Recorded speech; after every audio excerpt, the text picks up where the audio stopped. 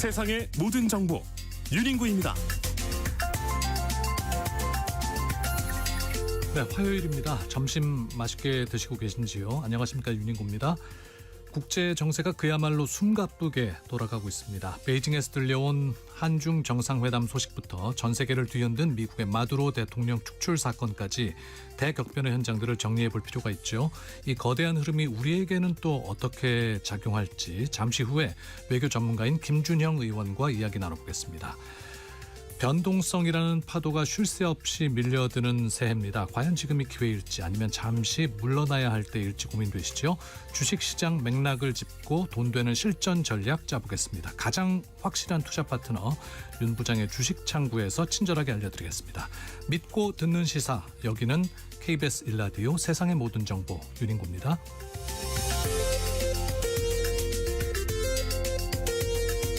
오늘도 갓생 품격 있게 여러분과 함께하겠습니다. 매일 쏟아지는 뉴스 속 해외 소식 중에서 요즘 가장 큰 이슈, 미국의 마두로 베네수엘라 대통령 축출 사건이 아닌가 싶어요.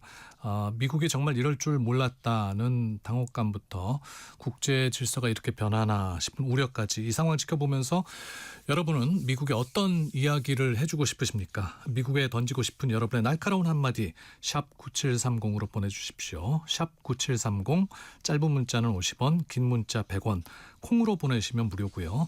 문자 중에 추첨해서 3만 원 상당의 모바일 주유권 보내드리도록 하겠습니다. KBS 1라디오 세상의 모든 정보 윤인구입니다. 본격적으로 시작합니다.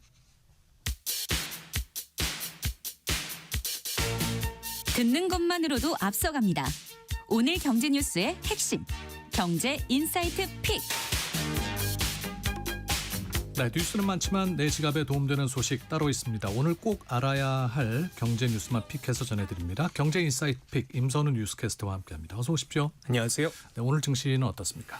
네, 새해 들어서 강하게 올랐던 우리 증시, 오늘은 숨고르기 들어간 모습입니다. 연거푸 달린 탓에 피로가 누적됐는지 코스피와 코스닥 모두 보합권에서 등락 반복 중인데요. 다만 그 폭이 크지는 않고요. 네. 수급 상황 보면 양시장 모두 외국인 홀로 팔고 있습니다.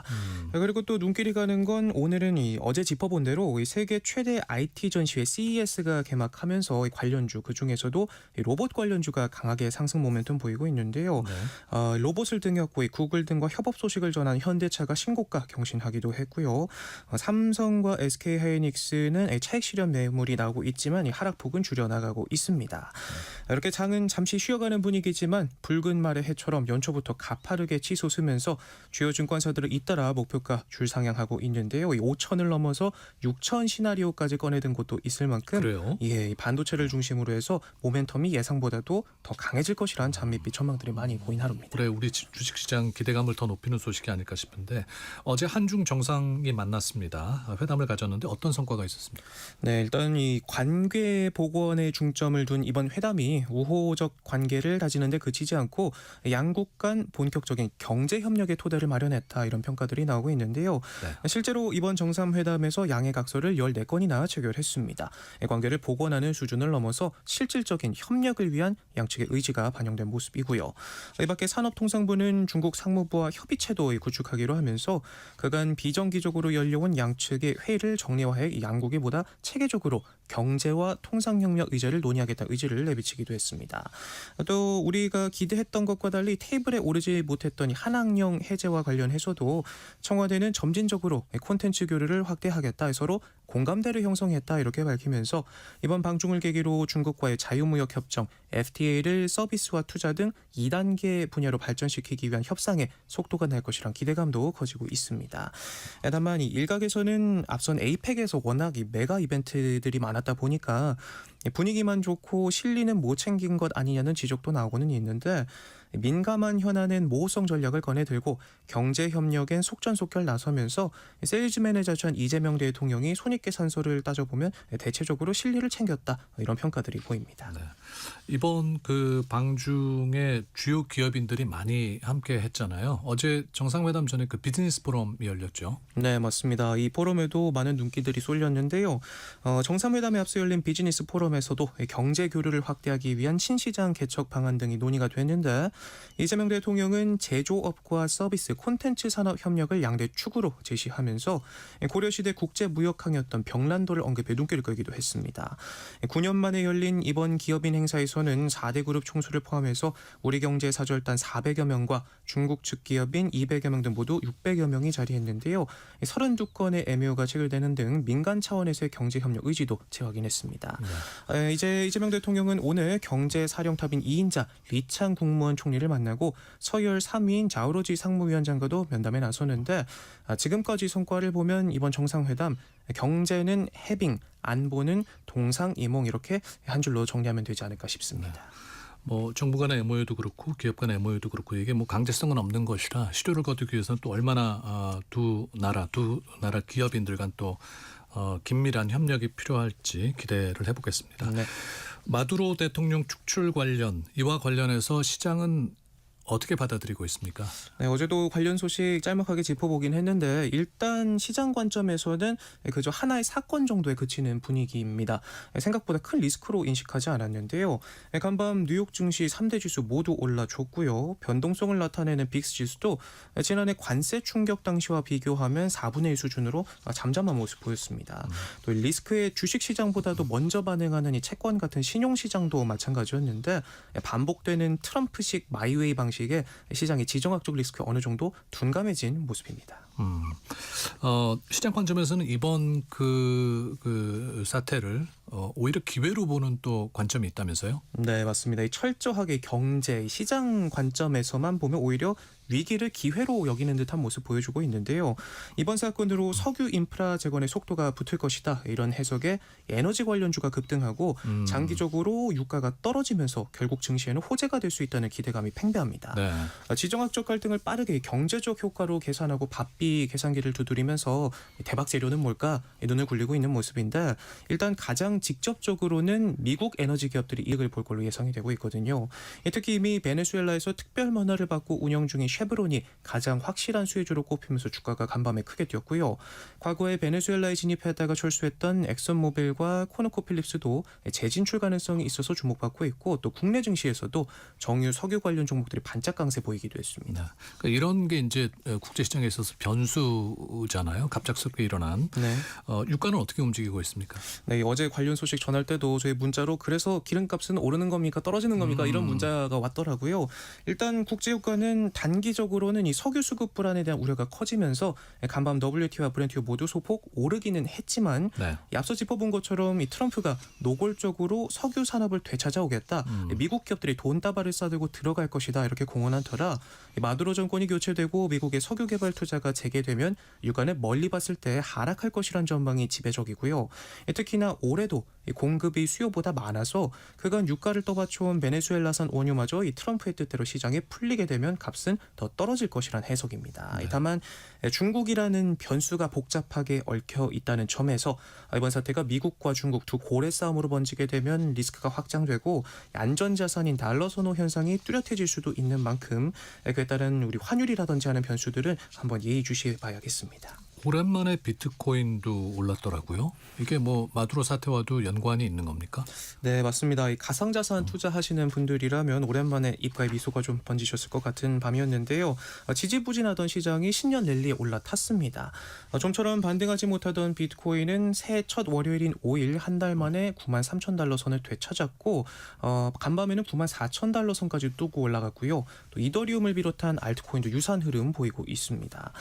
우선 어깨는 이 수주간 이어진 매도세가 잦아들고 새해를 맞아서 기관들이 자산 배분을 재조정하면서 다시 시장에 발을 들이기 시작한 신호라고 보고 비트코인 같은 경우에는 95,000달러 부근을 주요 저항선으로 면밀히 주시하고 있습니다. 이 근본적인 반등의 원인은 뭡니까? 네, 무엇보다도 이 고개를 돌렸던 기관들이 다시 돌아오면서 랠리에 탄력이 붙고 있는 모습인데 지난 며칠 새 현물 ETF에 4억 7천만 달러가 넘는 문짓돈이 순이입되면서 가격 하방 지지력이 강화되는 모습 보이고 있습니다. 네, 그럼에도 불구하고 이제 여전히 안전자산이 아니기 때문에 좀 불안하다 하시는 분들도 있어요. 네, 맞습니다. 말씀하신 것처럼 여전히 의견은 엇갈리고 있는데요. 월가 일각에서는 달러가치 하락 위험이 여전하고 이 가상자산 규제 정비의 속도가 붙으면 올 상반기 사상 최고가를 경신할 것으로 내다보는 시선도 있지만 이 구조적인 약세장이 한동안 계속될 것이라는 의견이 많이 보입니다. 실제로 온체인 지표가 불안감을 드러내면서 인내심을 시험하는 단계에 진입했는데요. 전문가들은 특히 최근 이 비트코인의 실현 시가 총액 30일 변동률이 마이너스로 돌아선 점에 주목하고 있습니다. 실현 시총이 줄어든다는 건 쉽게 말하면 비싸게 산 사람들이 팔고 나가거나 새로 들어오는 자본 가격대가 이전보다 낮아지고 있다는 뜻으로 이 비트코인 네트워크 역사상 가장 길었던 순유입 흐름 중 하나가 종료됐음을 의미하는 건데요. 가격 안정세에도 불구하고 장기 보유자들이 손매절하는 속도가 빨라지고 있는 점에도 우려를 표하고 있습니다. 다시 한번 묻겠습니다. 이 미국의 베네수엘라 대통령 축출 사태 변수가 되는 겁니까? 네, 이 호재의 트리거다, 충격파가 임박하다 각기 다른 의견이 팽팽히 맞서고 있는데 먼저 호재로 보는 시각부터 보면 이 부자 아빠, 가난한 아빠의 저자로도 유명한 인물이죠. 로버트 기요사키는 이번 베네수엘라 사태에 대해서 단지 원유 문제가 아니라 통화 지배권을 둘러싼 싸움이라면서 제재가 이제 무역을 떠받치는 해운과 보험, 결제 플랫폼 등 여러 인프라까지도 겨냥하면서 이해관계 판이 그 어느 때보다 커졌다 지적하고 있습니다. 네. 이런 맥락에서 비트코인이 주류 금융 시스템에서 배제된 이들에게 피난처가 될 수 있다. 이렇게 보고 제약 없이 국제 거래를 가능하게 하는 수단으로서 가상자산이 원유 시장에서도 가지는 잠재력이 높아질 것이다. 이렇게 호재로 보고 있고요.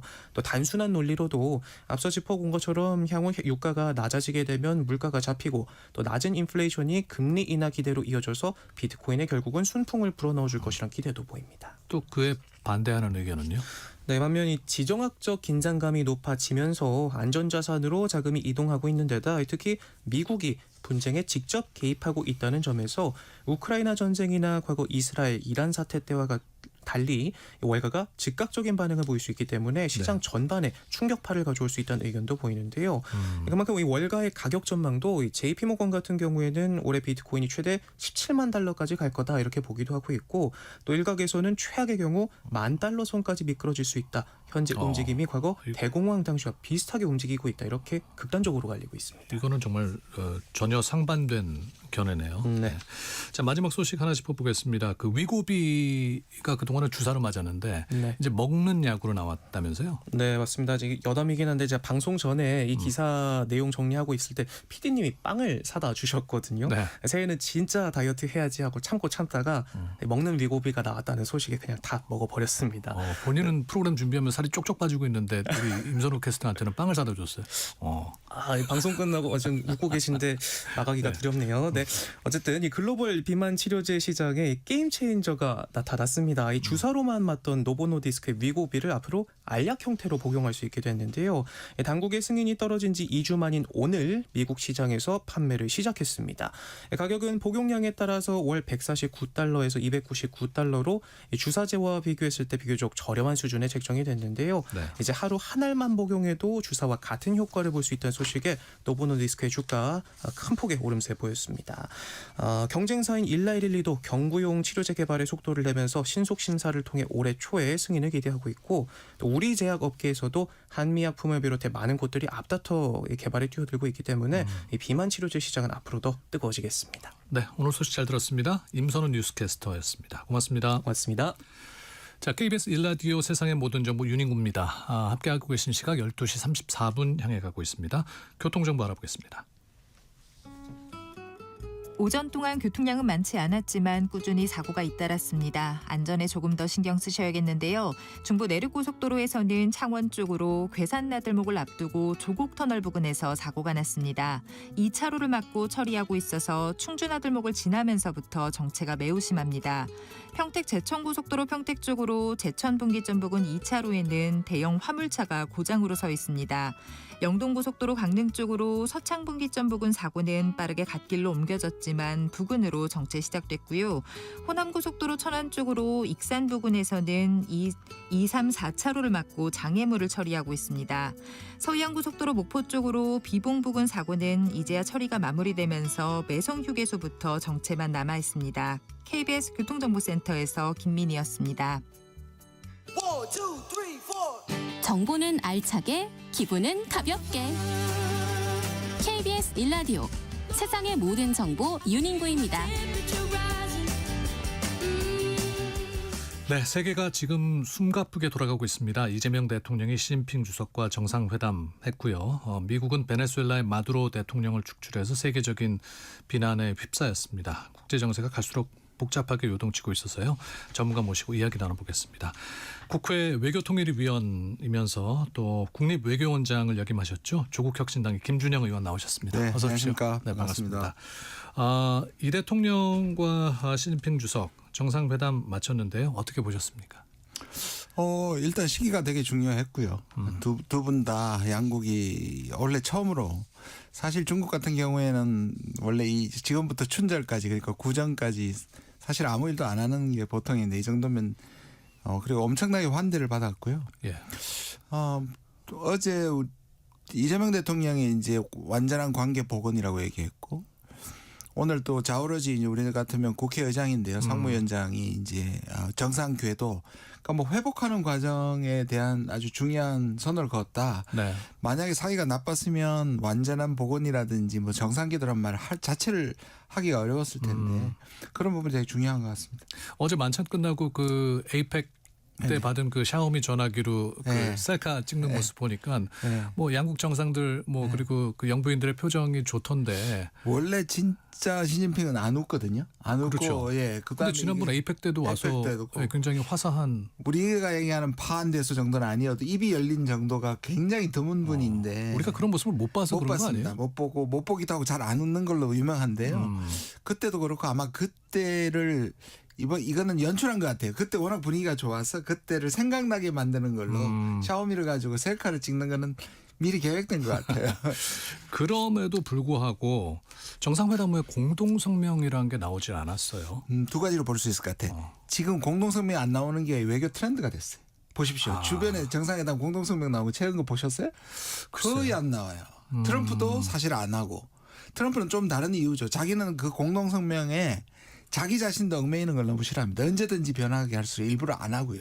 조율이 안 된 것이 아니라 안 된 것이 요즘의 아니라. 트렌드가 그런 것이다. 그리고 또 하나는 중국이나 지금 북한도 그렇고 중국도 그러냐면 한국한테 기대를 했다가 실제적인 실천이 잘 안 된다는 기본적인 약간의 선입관을 갖고 있습니다. 그래서 실천이 문제지 네. 뭔가 대단한 선언을 하는 건 큰 의미가 없다고 생각하는 것도 하나에 있는 것 같아요. 그래서 많은 MOU들을 만들었잖아요. 네. 근데 MOU는 법적 법적 구성력은 없는 거잖아요. 그러니까 뭐 강제성이 없는 거 그런데 아닙니까? 이제 되게 구체적이죠 대신에. 그러니까 이런 것들이 옛날 같으면 공동성명에 담겨서 뭔가 선언을 할 텐데 그냥 따로따로 하면서 하자 그냥 실천하자 이쪽에 주안점을 두는 것 같고 이게 뭐 합의가 안 됐거나 사이가 나빴거나 그런 반영은 아닌 것 같아요. 저보다. 일단 뭐 양해각서가 뭐 14건이 네. 이제 그 체결이 됐다. 네. 뭐 이런 숫자적인 네. 것도 중요한 겁니까? 그렇죠. 그러니까 아까 말씀드린 한 문서에 담지 않고 이제 개별 개별로 부서, 담아서 뭐. 그렇게 잘 되는 건 더 확 나가고 적은 건 적게 나오고 이렇게 오히려 자유롭게 실천적인 걸 강조하는 부분이 좀 있는 것 같습니다. 네. 네. 아무래도 이제 이번 관심사는 한중 관계가 네, 네. 저 경제 분야에 있어서 네. 조금 그 이 따뜻한 무드가 형성이 되느냐가 굉장히 주요 관심사였던 것 같은데요. 그 전체적으로는 복원이라는 게 주제고 그다음에 개별적으로 보면 우리와 중국이 그렇게 예민하지 않는 부분이 결국 경제잖아요. 그래서 교집합 부분은 굉장히 그래서 사실 우리나라에서 4대 기업 포함해서 200명이 갔고 400명 거의 400명으로 들었습니다. 네. 중국은 200명에서 600명이 사실은 하게 됐고 상하이 가는 것도 그것과 연결이 되어 있고 그래서 경제 분야는 과거에는 일종의 수직적 분업이었습니다. 우리가 위에 있고 그런데 지금은 수평적인 경제협력이라는 부분에서 네. 지난번에 경주에서도 이제 AI를 중심으로 협력하는 거 이게 그거요. 그 다음에 이제 예민한 거는 중국 이제 대만 문제인 거고 우리는 한한령이나 서해 구조물 예. 이런 것들도 다 얘기는 된 것 같습니다. 예. 정상회담이 뭐 이게 시간이 어떻게 규정이 돼 있습니까? 이게 어제도 뭐 한 30분 정도 더 연장돼서 열렸다면서요? 네, 뭐 무조건 길다고 반드시 성공은 아니지만 그래도 짧으면 너무 의례적이잖아요. 통역까지 포함되면. 그래서 긴 건 나쁜 건 아니라고 생각하고요. 그 의미를 생각보다는 부여해도 좋다. 의미를 부여하면 그러니까 좋은 쪽인 거죠. 나쁜 쪽인 것보다. 그래서 90분 정도 했다고 하면은 뭐 충분히 얘기는 한 것 같습니다. 예. 네. 2016년 그 사드로 말미암아서 이제 지난 한 10년 세월이 조금 차가웠잖아요. 네. 이번 다시 이제 우리 기업이 진출할 수 있는 중국에 진출할 수 있는 좀 교두보가 된 거라고 보세요. 사실 우리가 역대 이런 말을 하잖아요. 우리가 중국한테 대체적으로 전체를 합치면 우리가 흑자였는데 지금 중국이 최근에 와가지고 우리가 이제 적자를 보게 되고 중국이 엄청나게 발전을 하거든요. 네. 그래서 아까 말씀드린 것처럼 수평적인 경제 협력이 정말 중요해진 거라고 저는 생각을 하고요. 네. 핵 추진 잠수함 도입에 관해서는 중국 측에서 어느 정도 공감을 한다고 보십니까? 중국은 이렇습니다. 한미 동맹의 특별함을 중국도 알고 있어요. 그런데 한국한테 원하는 게 뭐냐면 때때로 중국하고 약속한 거나 한국이 미국에 대해서 자율성을 가지는 면이 보여야 된다는 거죠. 예를 들자면 원자력 잠수함이 바로 그겁니다. 이게 한국군의 전력 강화나 자주국방 측면에서 간다면 중국은 반대하지 않는다. 마치 과거에 사드 때 한국이 사서 한국이 운영하면 우리는 괜찮다. 근데 한국이 미국에게 땅을 빌려주고 미국이 한다면 우리는 반대다. 왜냐하면 미국은 중국을 탐지할 거기 때문에 라는 거거든요. 원점도 똑같습니다. 이게 한국군의 전력 강화면 중국이 괜찮은데 만약에 미국의 천병 역할을 하면서 중국을 견제하는 것에 대해서는 반대한다는 거죠. 근데 아직까지는 모르는 거죠. 우리한테 그걸 기대하는 거죠. 네. 전자를 기대하는 거죠. 의원님께서 아까 이제 때때로 네. 중국이 이해한다고 하셨는데 그러면 이제 대한민국의 무게추는 미국 쪽으로 더 약간 기울어 있다는 그렇죠. 걸 인정한다는 그렇죠. 말씀. 사실 저는 진보 정부가 균형 외교라는 말을 잘못 썼다고 생각해요. 좋은 뜻이지만 왜냐하면 어떤 국가도 미국하고 중국을 균형으로 한 적이 없는데 그 말을 하면서 오히려 보수 측의 진보 정부가 왔을 때 보수 측에서는 어떻게 중국하고 미국이 같냐는 공격을 오히려 받게 된 거라고 생각해요. 그래서 대통령이 그 말을 썼습니다. CCTV에서 전략적 자율성이라는 말을 썼어요. 그게 저도 늘 주장하는 건데요. 네. 이게 뭐냐면 인도나 유럽 이런 국가들도 때로 자기 국익이 있을 때는 미국에 대해서 자율성을 가진다. 균형보다는 훨씬 더 적확한 용어입니다. 네. 북한은 한중 정상회담을 불편하게 바라봤을까요? 어땠을까요? 뭐 미사일 정도 보면은 그닥 기분이 좋지는 않아요. 뭐 저는 한중 정상회담에 대해서 반대한다기보다는 우리 자기들의 입장을 넘어서는 어떤 것도 하지 말라는 거겠죠. 그거는 뭐 중국한테 그러니까 우리가 여기 중국한테 사인을 보내는 거고요. 네. 사실 북러 관계의 진전 속도보다는 북중 관계가 느린 건데 실제로는 북한은 거의 99%가 중국한테 의존하고 있잖아요. 경제적으로는. 예. 그러니까 중국이 한미 관계를 특별하진 것은 인정하지만 너무 가지 말라는 것과 똑같이 북한도 한중 관계를 알겠는데 네. 북중 관계를 넘어서는 어떤 것도 하지 말라라는 신호인 거죠. 사실. 이제 이재명 정부는 북한과의 긴장 완화를 위해서 이제 중국의 건설적인 역할을 기대하고 있는데 또 이제 4월에 뭐 북중 정상회담이 북중 또는 미중 북미도 지금 가능하죠. 예견이 돼 있는데 네. 이 미북 관계를 개선하는데 중국이 어떤 역할을 해주기를 원하는 겁니까? 지금까지는요. 저는 이게 자세히 봐야 보이는 부분인데요. 지금까지는 한미일 특히 한국과 미국이 중국한테 북한 비핵화를 압박하라고 압박했습니다. 그러니까 당신만이 북한을 멈출 수 있다. 그러니 북한한테 좀 더 강경하게 해서 북한 핵을 포기시켜라는 게 지금까지였는데 그럼 중국이 하는 말은 이겁니다. 북한 우리 말 안 들어. 첫 번째. 두 번째 그렇게 압박하면 북한은 더 핵 개발에 매달릴 거야. 이게 중국의 논리였습니다. 네. 자기들도 비핵화를 찬성하지만 북한의 비핵화를 한반도에 그러나 시간을 두고 하자였거든요. 그런데 지금은 뭐냐면 한국도 그렇고 미국도 그렇고 중국이 북한을 좀 끌어내줘. 그래서 압박이 아니라 북한이 국제사회에 오도록 남북관계가 개선되도록 평화의 중재자 역할을 해달라고 요구하는 거라서 이거는 중국이 부담을 훨씬 덜 가질 수 있는 겁니다. 그런 변화가 여기 숨어 있습니다. 네. 그 또 약간 민감한 문제들이 있었는데 뭐 대만 관련 문제라든지 서해 구조물 문제라든지 이거는 앞으로 어떻게 풀 수 있을 거라고 보십니까? 저도 사실은 대만 CCTV에서 이제 대만하고 중국의 하나의 중국 얘기를 했잖아요. 거기에 대해서 국내 보수에 반대를 많이 하는데 실제로 이거는 중국이 정상관계로 가면서 항상 합의문에 들어가 있는 것이고 노태우 정부 때 했던 겁니다. 그게 있기 때문에 그 부분을 윤석열 정부 3년 동안은 단 한 번도 중국한테 얘기해 준 적이 없습니다. 그래서 미국도 한쪽에서는 무력에 의한 현상 변경을 반대한다고 하면서도 네. 중국이 기분 나쁠 때는 하나의 중국을 지지한다고 항상 두 개를 적절하게 조절하면서 얘기를 했는데요. 네. 그것을 윤석열 정부 때는 한 번도 얘기를 안 했거든요. 그래서 중국에 좀 그런 것들을 풀어주는 밑자락을 까는 것으로 상당히 중국이 기분 좋아졌다고 생각하고요. 네. 서해 구조물은 이런 거죠. 우리가 당신들 지금 남중국해 인공섬처럼 이렇게 할 거지. 당장 철거해. 중국 못해요. 왜냐하면 그러면 인정하는 거잖아요. 그러니까 중국은 이건 그렇게 아니라고 얘기하니까 저는 좋은 방법은 이것을 압박하거나 중국에 그걸 하면서 없애게 하는 것보다는 우리가 계속 이게 다른 목적으로 사용되지 않게 관찰하고 우리도 자기들 와서 보라고 하니 가면서 이 문제를 계속 제기하는 게 맞다. 네. 그래서 중국이 그런 의도로 시작했다 하더라도 못하게 이게 위험 요소가 안 되게 관리하는 것이 훨씬 더 현실적인 방법이다. 네. 이번에도 문제 제기는 한 걸로 알고 있습니다. 청취자 3045님께서 진정성 있는 한중 정상회담을 희망한다고 하시면서 MOU나 협력 등 약속된 일을 꼭 실천으로 이루어지길 희망합니다라고 보내주셨습니다. 이제 마두로 얘기로 건너가 볼 텐데요. 문제 짚어보기 전에 유인숙님께서 김준영 의원님 트럼프 대통령이 그렇게 받고 싶어하던 노벨 평화상은 물 건너간 것 같다. 저도 물 건너간 것 같습니다. 물 건너간 것 같습니다. 이제 군사 작전을 단행했어요. 네, 트럼프 대통령이 이제 마두로를 체포하는 이게 명분은 마약이라고 했는데 네. 진짜 속내는 뭡니까?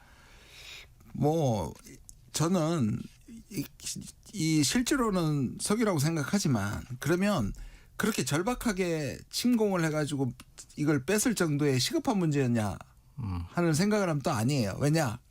지금 유가도 안정돼 있고 예. 베네수엘라의 오일은 미국한테는 거의 소용이 없을 정도로 이 정유 시설이 부족해서 당장에 필요한 건 아닌데 근데 석유는 분명히 많고. 맞는데요. 트럼프의 방식이 뭡니까? 내가 지금 미국을 위해서 다 가지고 오고 뭔가를 미국을 부자로 만들고 강하고 만들고 갖고 오고 있다.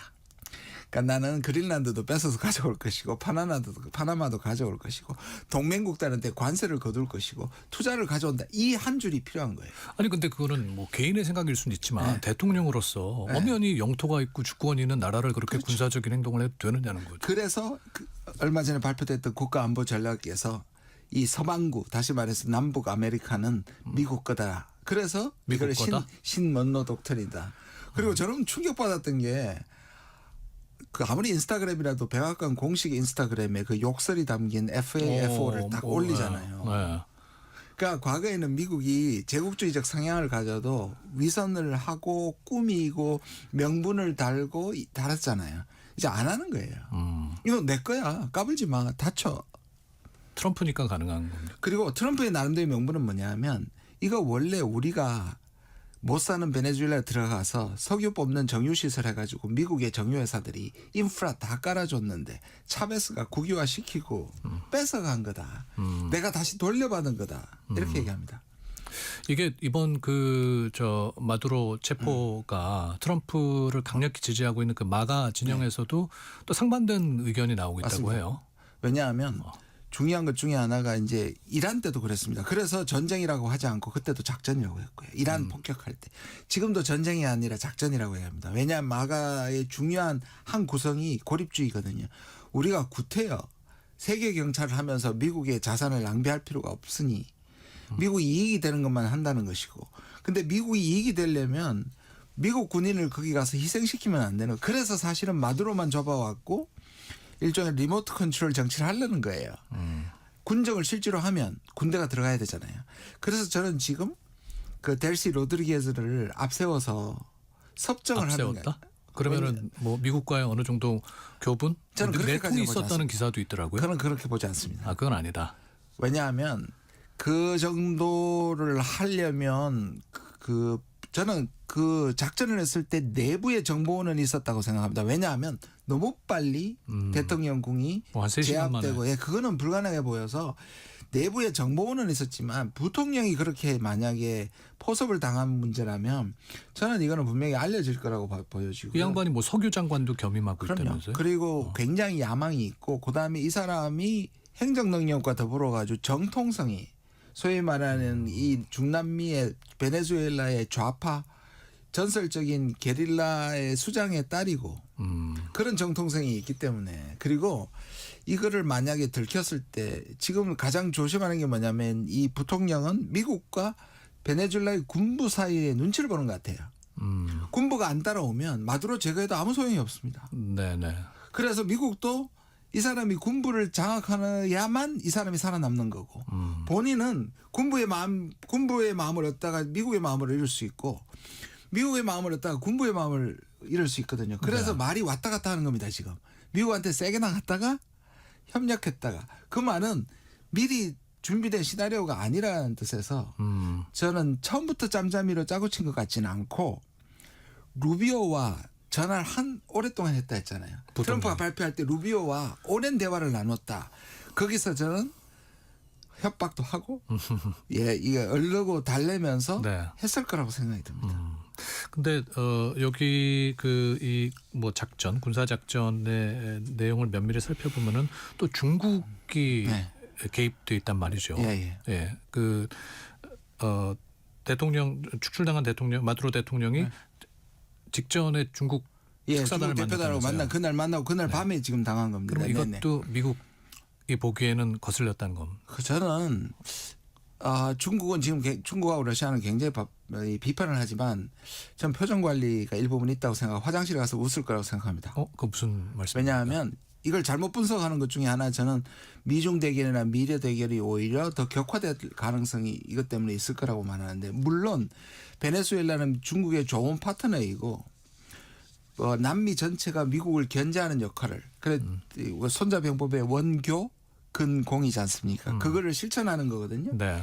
왜냐하면 미국이 아시아의 일본과 한국이나 대만을 통해서 중국을 견제하는 것처럼 이제 반대로 하는 건데 그렇다고 해서 정말로 베네수엘라를 위해서 미국과 싸워줄 것이냐? 택도 없습니다. 그리고 그 정도로 중요하지 않습니다. 그리고 트럼프도 뭐라고 했냐면 중국 걱정하지 마. 우리가 더 좋은 기름을 만들어서 수출해 줄게. 그리고 지금 베네수엘라의 80%의 원유를 중국이 가져가거든요. 네. 근데 중국 전체에는 5%도 안 됩니다. 실제로. 그래서 오히려 그 측면보다 미국이 베네수엘라를 건드림으로써 자기는 대만이나 남중국해에 대해서 훨씬 더 운신의 폭이 넓어졌다고 생각합니다. 러시아도 비난하지만 자기들의 우크라이나 전쟁에 대한 명분을 살려주는 거죠. 아니 그래서 뭐 걱정인 게 이번 사인이 뭐 중국의 대만 침공에 대한 어떤 명분을 만들어준 게 아닌가. 그럴 수도 충분히 가능성이 있고 미국이 이랬는데 우리는 왜 못하나. 그렇죠. 근데 이런 건 좀 있는 것 같아요. 그러니까 중국의 생각은 내가 치고 싶으면 치는데 칠 때가 아니라고 보는데 니들이 얘기하지 마라 이거거든요. 그러니까 미국은 중국이 언제든지 칠 수 있다는 프레임으로 중국을 계속 공격하지만 중국은 우리가 필요할 때 통일할 거야. 근데 너들 말대로 지금 우리가 치는 건 아니야. 네. 라는 건데 명분은 확실히 지금 말씀하신 것처럼 명분은 준 거죠. 북한에 잘못된 사인을 줄 리는 없습니까? 좀 그것도 이제는 걱정이 저는 되는데. 분석 중에 하나가 이제 북한하고 미국은 이제 물 건너갔다는데 전 반대로 생각합니다. 일단 김정은은 가슴을 쓸어내렸을 것 같아요. 왜냐하면 핵 잘 갖고 있었다. 나도 당할 수 있었다. 그런데 거꾸로 트럼프는 자기가 친구라고 얘기하고 좋은 관계를 갑자기 뒤집지는 않습니다. 그러면 김정은은 약간의 공포와 네. 미국과 더 친하게 지내야 할 이유를 갖게 되잖아요. 그렇게 되면 오히려 저는 북미 가능성이 오히려 약간이라도 더 높아졌다고 생각합니다. 거꾸로. 방금 전에 그 미국 민주당 의원 68명이 미 한국입니다. 미 베네수엘라 군사작전 국제평화비협 성명을 발표했대요. 방금 보고 왔습니다. 저도. 네. 어떻게 보십니까? 잘했다고 생각합니다. 사실 이런 거 나오면 우리도 이번에도 그렇지만 교민 안전 정도 미국을 자극하지 않기 위해서 그런데 그때보다는 조금 더 나갔어요. 뭐냐면 그 평화와 안정, 그다음에 이제 베네수엘라 국민을 언급했는데 네. 그래서 사실은 저는 굉장히 강한 논평을 저는 냈고요. 근데 민주당이 여당임에도 불구하고 워낙에 확실한 국제법 위반이니까 정부가 못하는 소리를 저는 의거해 줘야 된다고 생각합니다. 알겠습니다. 오늘 말씀 잘 들었습니다. 네, 고맙습니다. 김준영 조국혁신당 의원과 함께했습니다. 자, 1부 순서 마치고요. 저희는 2부에서 여의도 현미경 윤 부장의 주식 청구 그리고 살롱드 문화 주식 창구 그리고 살롱드 문화 코스모스로 찾아뵙겠습니다. 잠시 후 1시에 2부에서 뵙겠습니다.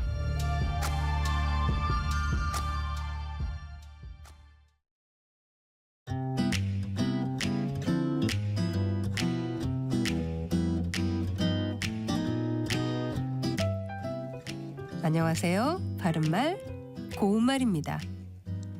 우리말 속담 불난데 풀무질한다란 말은 남의 재앙을 점점 더 커지도록 만들거나 성난 사람을 더욱 성나게 함을 비유적으로 이르는 말입니다. 이와 같은 상황을 표현할 수 있는 우리말 표현으로 부추기다 또는 부추키다가 모두 사용되고 있는데요. 이 중에 맞는 표현은 어느 것일까요? 이때는 부추기다가 올바른 표현입니다. 부추기다는 남의 마음을 일으켜 어떤 일을 하게 만들다를 기본 의미로 하는 동사입니다. 예를 들어 그는 가만히 있는 사람들을 부추겨 분란을 일으켰다.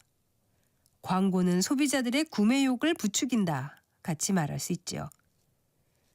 반면에 앞서 말씀드린 내용과 관련된 경우엔 감정이나 상황 따위가 더 심해지도록 영향을 미치다를 뜻하고 갈등을 부추기는 행동과 같이 말할 수 있겠습니다. 부추기다를 부추키다로 잘못 사용하는 것은 아마도 둘째 음절에 있는 추의 영향으로 그 뒤에 오는 소리도 거센 소리로 발음하려고 하기 때문인 것 같습니다. 이와 같은 현상은 외래어에서도 종종 볼 수 있는데요. 남유럽에 있는 나라 포르투갈을 포르투칼이라고 발음한다든지 쿠데타를 쿠테타로 그리고 타깃을 타켓으로 발음하려고 하는 이치와 같은데 모두 거센 소리로 발음하지 않는 것이 맞습니다. 지금까지 바른말 고운말 아나운서 국희정이었습니다.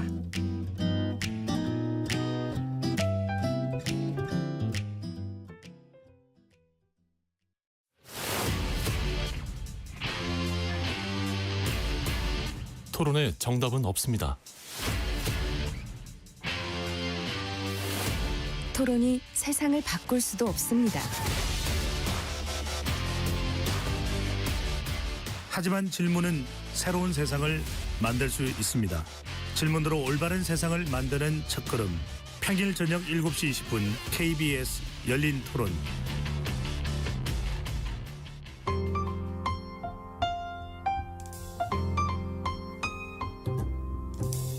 어떤 하루 보내고 계신가요? 눈코 뜰 새 없이 바쁘게 지나가는 한 주. 따뜻한 시선으로 하루를 마무리합니다. 당신을 위한 지식 쉼터. 오늘 밤 일라디오. 월요일부터 금요일. 매일 밤 10시 5분에 시작합니다.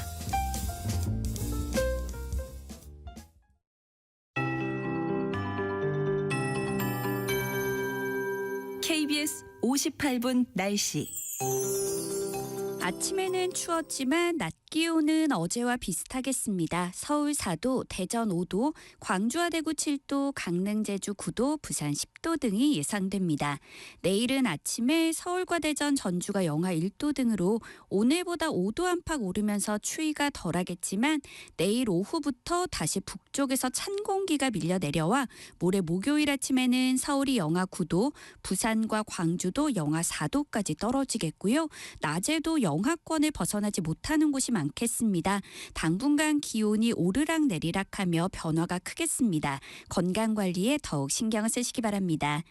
대기는 점점 더 건조해지고 있습니다. 지금 서울 등 일부 수도권과 강원 영동, 경상남북도와 전남 동부 지역에는 건조특보가 발효 중이고요. 오후부터 강원 영동에는 바람도 강하게 불겠습니다. 불 조심하시기 바랍니다. 오늘 전국이 대체로 맑다가 차차 흐려지겠고 늦은 밤부터 내일 아침 사이에 사이에 강원 영서 북부와 경기 동부, 충북과 전북 동부, 제주도에는 가끔 눈이나 비가 조금 내리는 곳이 있겠고요. 금요일 밤부터 토요일 사이에는 전국 대부분 지역에 눈 소식이 있습니다. 현재 서울의 기온은 3.3도입니다. 송소진입니다.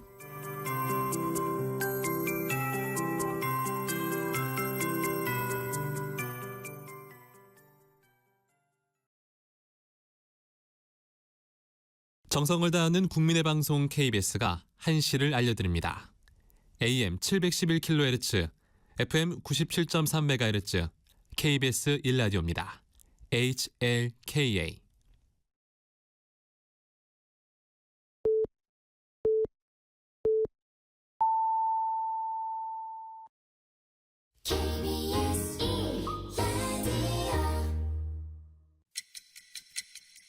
듣는 것만으로도 앞서갑니다. 당신의 갓생 파트너. KBS 1라디오 세상의 모든 정보 윤인구입니다.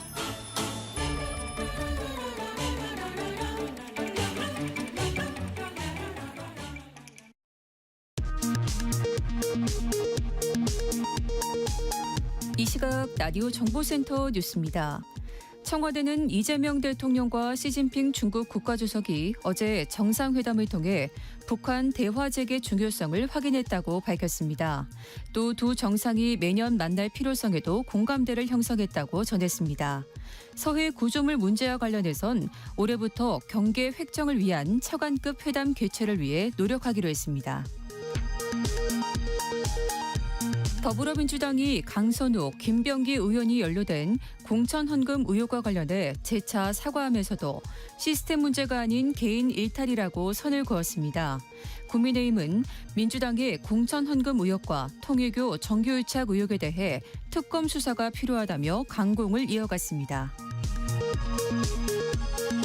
서울시와 현대차그룹이 서울 강남구 삼성동 옛 한국전력 부지에 105층 건물 대신 49층짜리 건물 3개를 짓기로 합의했습니다.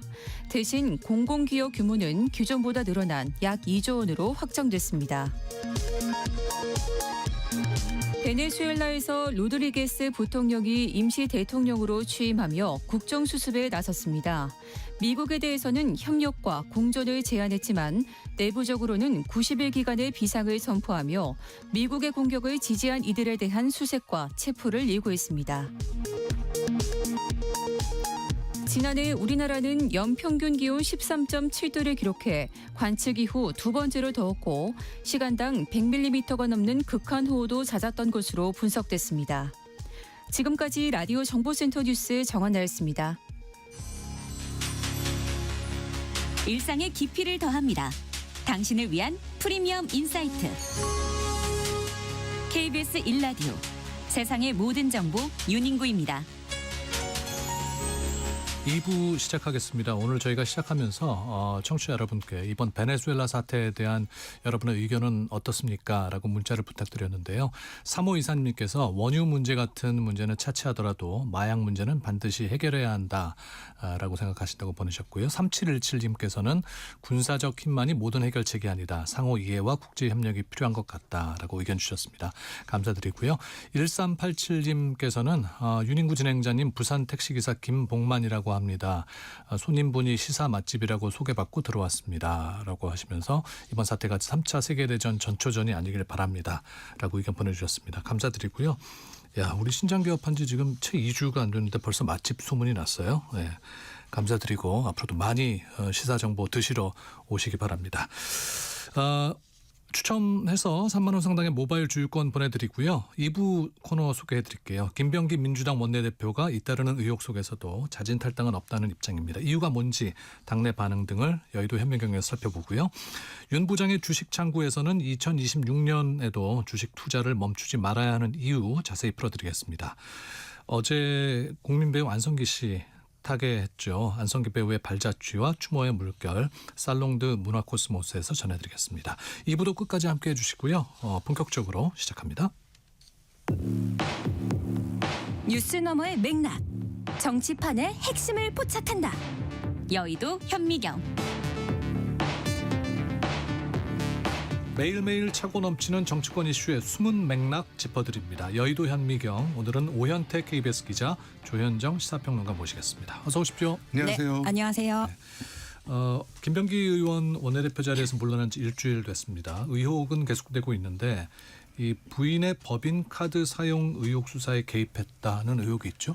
네, 그 SBS가 보도한 내용인데 김 의원이 재작년, 그러니까 2024년 여름에 서울 동작경찰서장과 통화를 했다 이렇게 전직 보좌관이 주장을 했습니다. 김 의원 부인은 김 의원 지역구인 동작구의 부의장의 법인카드를 썼다는 의혹으로 당시 동작경찰서 수사를 받고 있었는데요. 네. 전직 보좌관의 주장을 보면 여러 보좌진이 지켜보는 자리에서 김 의원과 서장이 통화를 했다. 김 의원이 확실히 서장이라고 언급하는 것을 들었다 이렇게 주장을 했습니다. 그러니까 내 앞에서 통화하는 걸 봤다 이거고요.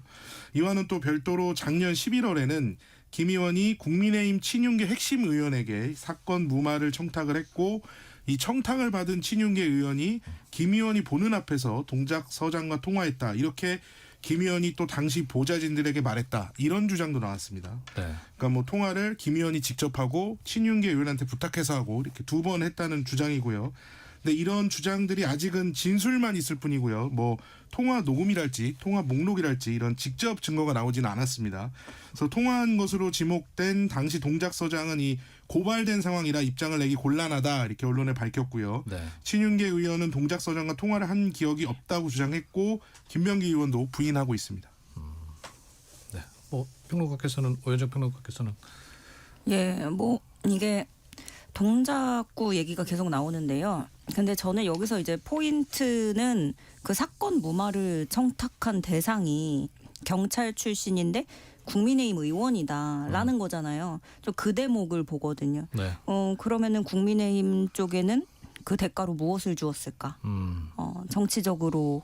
근데 그게 일반적인 우리의 관계도 그렇잖아요. 뭐 하나가 오면은 뭐 하나가 가야 된단 말이에요. 그게 인지상정인데 무언가가 그 사이에 오갔다면은 이거는 정치적 비리에도 해당을 하지만 각 당에도 서로 좀 해당 행위가 될 수 있겠다. 그래서 요게 좀 일을 크게 가져갈 수 있는 하나의 포인트가 될 수 있겠다. 도화선이 될 수도 있겠다. 이렇게 보고요. 뭐 김병기 전 원내대표 제명해야 된다. 이런 얘기는 국민의힘에서는 이렇게 얘기를 하고는 있지만 사실상 이거는 아직은 주장에 머물러 있는 거라서 뭐 어떤 조치를 김병기 전 원내대표에 대해서 뭐 조치를 못 하고 있는 게 이제 물증으로 드러난 게 아니라서 그래서 의혹은 무수히 많은데 네. 아직 결정되거나 명확해진 게 없어서 그럼 이제 뭐 수사로 넘어가서 그렇게 뭐 국민의힘하고도 어떻게 무슨 대가가 오갔는지 이런 것까지도 좀 봐야 될 부분인 것 같습니다. 네. 김병기 의원 이슈와 관련해서 더 주목되는 건 또 이제 부인 수사 관련해서 또 다른 의혹이 제기가 됐어요. 네, 이거는 또 한국일보가 보도한 내용입니다. 당시 김 의원 사건의 내사를 진행하던 이 동작경찰서가 법인카드 주인인 동작구의 부의장에게 이른바 진술 코치를 했다는 의혹인데요. 그것도 전직 보좌진 A의 진술입니다. 작년 5월 20일 김 의원이 서울 방배동의 한 카페에서 전직 보좌 직원 B를 만나서 이 동작경찰서에서 작성한 서류를 전달받았다 이렇게 주장을 하고 있습니다. 보좌진 A가. 그래서 B는 동작서에 라인이 있다고 하면서 사건 해결을 도왔다고 하고요. A하고 한국일보가 직접 통화를 했는데 동작서가 작성한 서류는 동작구의 부의장이 진술할 내용을 짚어주는 식이었다. 그러니까 동작서에서 부의장에게 이렇게 진술하라고 코치한 것이다. 이렇게 주장을 하고 있습니다. 그래서 A는 또 이 해당 서류는 B가 동작서로부터 받은 것이고 김 전 대표가 이걸 회수해 갔다. 김 전 원내대표가 이걸 회수해 갔고 이 내용이 조 부의장에게 전달될 수도 있다. 이렇게 주장을 하고 있습니다. 그러니까 전달이 됐다는 건 아니고 전달됐을 수 있다 이런 주장이고요. B는 여기에 대해서 이제 언론하고 연락이 되지 않아서 해명이 나오지는 않았습니다. 그래서 동작서는 이 사건을 내사한 끝에 이 정식 수사로 전환하지 않는 불입건 결정을 했는데 이 결정 이유를 보면은 식당, 그러니까 이 법인카드를 썼다고 하는 식당의 CCTV가 확인되지 않는 점 등을 고려했다 이렇게 이제 밝혔거든요. 근데 SBS가 식당 관계자를 만났는데 식당 관계자는 경찰이 온 적이 없다라고 설명을 했습니다. 그러니까 이제 경찰이 실제 CCTV를 확인하려는 노력을 했느냐 이런 것도 좀 의문이 있고요. 지금 SBS 보도와 한국일보의 보도에 나오는 전직 보좌 직원이 동일인인지도 사실 알 수 없고 지금 굉장히 여러 가지 폭로들이 사퇴를 했는데도 계속 나오고 있는데 약간 보좌진들은 이거 말고 사실 가지고 있는 거를 다 공개할 것 같은 그런 모양새로 지금 사건이 좀 흘러가고 있는 상황입니다. 이게 하나씩 차곡차곡 네. 갖고 있다가 이게 갈수록 강도가 더 높은 걸 이렇게 더 밝혀내는 양상이라서 네. 이게 뭐가 나올지도 궁금해요. 이게 그래서 김병기 전 원내대표가 애초에 지는패였던 게 순차적으로 나올 거란 말이에요. 네. 한 번에 다 안 열고 그러면 그럴수록 이게 사실이든 아니든 그거는 수사는 한참 뒤에 나올 텐데 그 순차적으로 터지는 그 사이에 누가 피를 흘릴 것인가 그건 본인이 생각을 해야 되죠. 근데 물론 여기서 이제 뭐 중요한 거는 녹취나 뭐 서류나 이게 제대로 딱 터져서 나와야 되는 건데 아직은 그렇지 못하다는 점을 김병기 전 원내대표는 그 부분 때문에 뭐 버티고는 있는 것 같은데 사실 강선우 의원 같은 경우에도 이제 뭐 말이 바뀌고 거짓말을 한 게 드러나면서 이제 제명까지도 본인이 탈당을 했으나 제명까지 됐잖아요. 근데 김병기 전 원내대표도 지금 조금씩 이제 뭐 해명의 말이 바뀌는 그런 모습들을 볼 수 있고 그러나 저도 이게 참 뭔가 평하기가 어려운 게 지금 계속 일주일 넘게 의혹만 계속 추가 상황인 거예요. 근데 뭐 수사라든가 뭐 당 윤리위에서 뭐 이렇다 할 건 나오지 않았고 그래서 뭐 답답하지만 일단 이 상황을 보는 것밖에는 없는 그런 모습입니다. 그래서 김병기 의원이 탈당하지 않겠다 그러는 겁니까? 저 어제 이제 사실은 유튜브에 나왔었습니다. 유튜브에 나와서 사실 탈당은 안 하겠다는 얘기를 하면서 이 보좌진들에게 약간 사과 비슷하게 감정적으로 대응한 걸 약간 후회한다는 취지로 말을 하기도 했거든요. 근데 이제는 유튜브라는 게 공식 채널이 됐나 봐요. 네, 그렇죠. 그래서 이게 약간의 뭐랄까요 그 사태를 좀 이렇게 진정시키려는 노력을 했던 것 같은데 지금 계속 보도가 나오는 걸로 봐서는 조금 앞으로도 계속 보도가 나올 것 같은 그런 분위기입니다. 네, 국민의힘 소식 살펴보겠습니다. 새누리위가 뭐 시작부터 암초를 만났다고요? 어제 중앙윤리위원회 위원 7명을 임명을 했거든요. 근데 이 가운데 2명이 그러니까 임명 하루도 안 돼서 사의를 표명했습니다.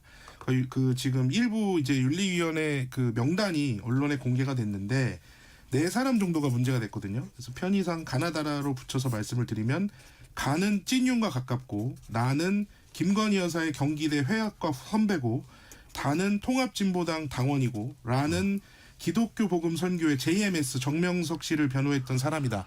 이렇게 이제 알려지면서 이 국민의힘 의원들이 모인 단체 대화방에서 배현진 의원이 이 JMS 정명석 변호인과 통합진보당 출신이 신임 윤리위원이라는 게 낭설이 아느냐 뭐 이렇게 묻기도 하고 한 중진 의원도 기절초풍할 사람들이다.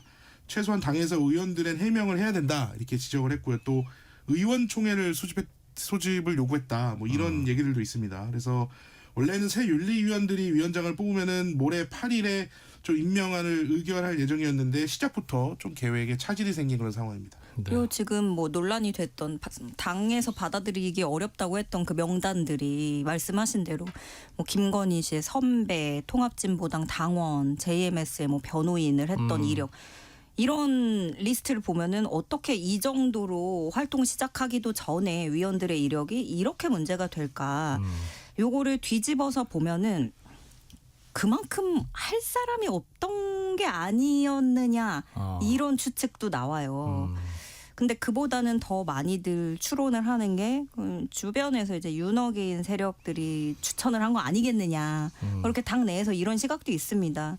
근데 사실 국민의힘에서 큰 뉴스라고 한다면 어제 김도읍 정책위의장이 사퇴를 했죠. 그랬죠. 예, 본인은 이제 사퇴를 하면서 장동혁 대표가 쇄신을 한다고 했으니 나의 역할은 여기까지다. 뭐 이렇게는 말은 했는데 주변에서 보기에는 그게 아닌 거죠. 뭐 장동혁 대표 체제를 더 이상 못 견디고 무언의 시그널을 보내고 나간 게 아니겠느냐 이런 해석이 따라 붙는 거고 왜냐하면 이제 김도읍 전 정책위의장이 그동안 그 수차례 장동혁 대표에게 어떤 계엄에 대한 단절 사과 이런 것들을 되게 요구를 해왔다고 해요. 네. 그렇지만 끝까지 받아들여지지 않는다라는 거를 본인이 느꼈을 것이고 장동혁 대표가 어떤 말을 했냐면은 당내 통합을 위해서는 걸림돌부터 제거를 해야 된다. 이렇게 얘기를 했어요. 그러면 이거는 뭐라고 해석이 되겠어요? 중도 뭐 외연 확장 이런 요구는 좀 내가 거부하고 일단 내 할 일부터 하겠다. 라는 뜻으로 받아들여지는 거잖아요. 근데 이제 김도읍 전 정책위의장 같은 경우에는 국민의힘 내부로 보자면은 그래도 당을 오랫동안 지켜온 사람이었고 그렇게 되면은 관망하면서 좀 있던 의원들조차도 동요할 수도 있는 도화선이 될 수 있겠다. 왜냐면 당 일각에서는 어른 역할을 해줘야 될 분이 못 견디고 나갔다. 뭐 이렇게 얘기를 하는 분도 계시더라고요. 그래서 일정 부분 장동혁 체제 지속 가능성에 좀 빨간불이 켜졌다. 라고도 좀 볼 수 있겠습니다. 어제 저희 이 프로그램에 그 한동훈 전 대표가 나와서 네. 그 당무감사에 대해서 이건 조작감사다. 그리고 그 장동혁 대표가 얘기한 당의 걸림돌이 되는 사람은 나를 네. 지목하는 것이다라고 얘기를 하고 걸림돌을 제거해봐라라고 얘기를 했거든요. 네. 이 윤리위원회 앞두고 이것도 난항이 예상됩니다. 지금 사실 2명을 새로 구해서 윤리위원을 임명을 한 다음에 위원장을 뽑고 또 징계를 논의를 해야 되기 때문에 그 한동훈 전 대표 징계에 대한 부분이 최소 며칠은 좀 미뤄질 수밖에 없는 그런 상황이고요. 한 전 대표 징계를 둘러싸고 당 안에서는 좀 여전히 갑론을박이 있습니다. 성일정 의원은 개인적으로 한동훈 전 대표를 징계한다는 것엔 찬성하지 않는다. 선거를 앞에 두고 통합을 해야 되는데 정치적으로 무슨 효과가 있을까 하는 것은 정무적 판단 사항이다 이렇게 말을 했고요. 네. 반면에 장해찬 여의도연구원 부원장은 이 중징계가 나오지 않는다면 100만 당원들이 가만히 있지 않고 들고 일어날 것이다 이렇게 말을 했습니다. 그래서 당내에 지금 여러 가지 갈등이 해소되지 않고 있고요. 사실은 장동혁 대표하고 한동훈 전 대표가 서로를 약간의 걸림돌이라고 이야기를 하고 있는 상황에서 모레 8일에 이른바 장동혁 쇄신안이 이제 발표가 되는데 요게 나오면은 이제 어느 사람이 이제 걸림돌이로 지목이 돼서 이제 제거가 될지, 그러니까 당의 어떤 분기점, 이 당의 방향에 대한 분기점이 될 만한 부분이 이제 쇄신안 발표입니다. 걸림돌이란 단어가 화두네요. 어제 한동훈 전 대표는 네. 국민의힘 안에도 걸림돌이 참 많다고 얘기했거든요. 네.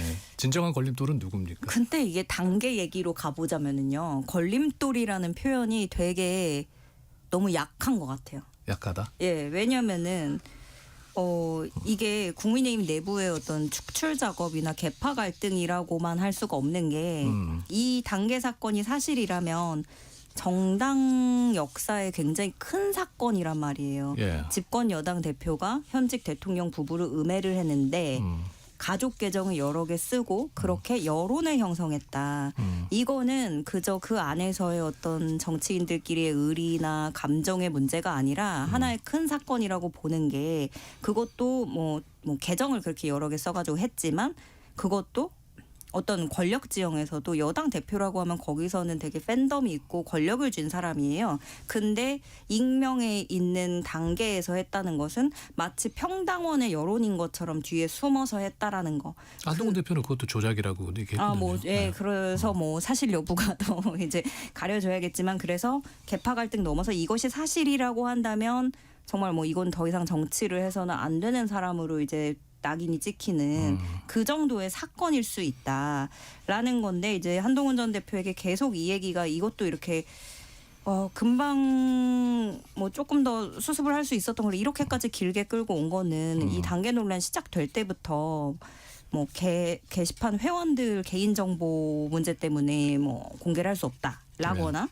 내가 건건히 설명하는 건 적절치 않다. 라거나 이런 식으로 좀 비껴간 측면이 있었고요. 그러면은 뭐 그렇다고 뭐 제가 너무 한동훈 전 대표에 대해서 이렇게 얘기를 했는데, 그러면 장동혁 대표는 왜 이럴까?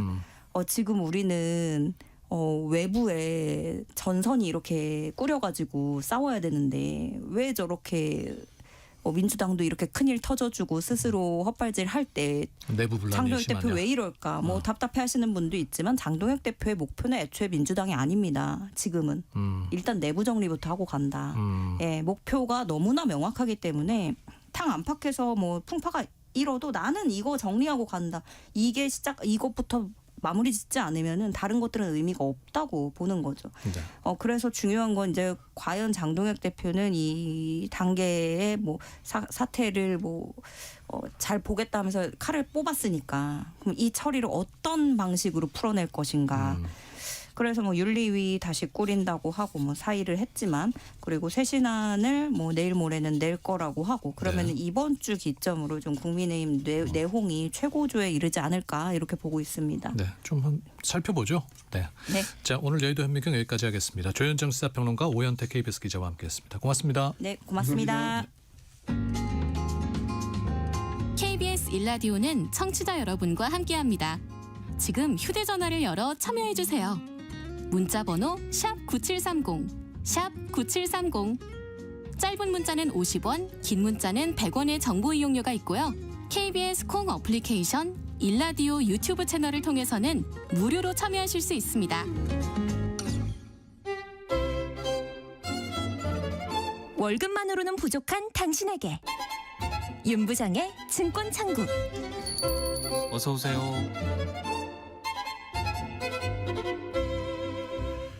서울 전세 대기업 다니는 윤부장 바로 접니다. 오늘은 제가 주식 창구를 열었는데요. 안개 속 같은 시장의 맥락을 짚어보고 여러분의 계좌의 수익의 길을 터드리겠습니다. 자, 윤부장의 증권 창구. 경제 만능 치트키 이광수 명지대 겸임교수와 함께 힘차게 문 열겠습니다. 어서 오십시오, 교수님. 안녕하세요. 네, 반갑습니다. 반갑습니다.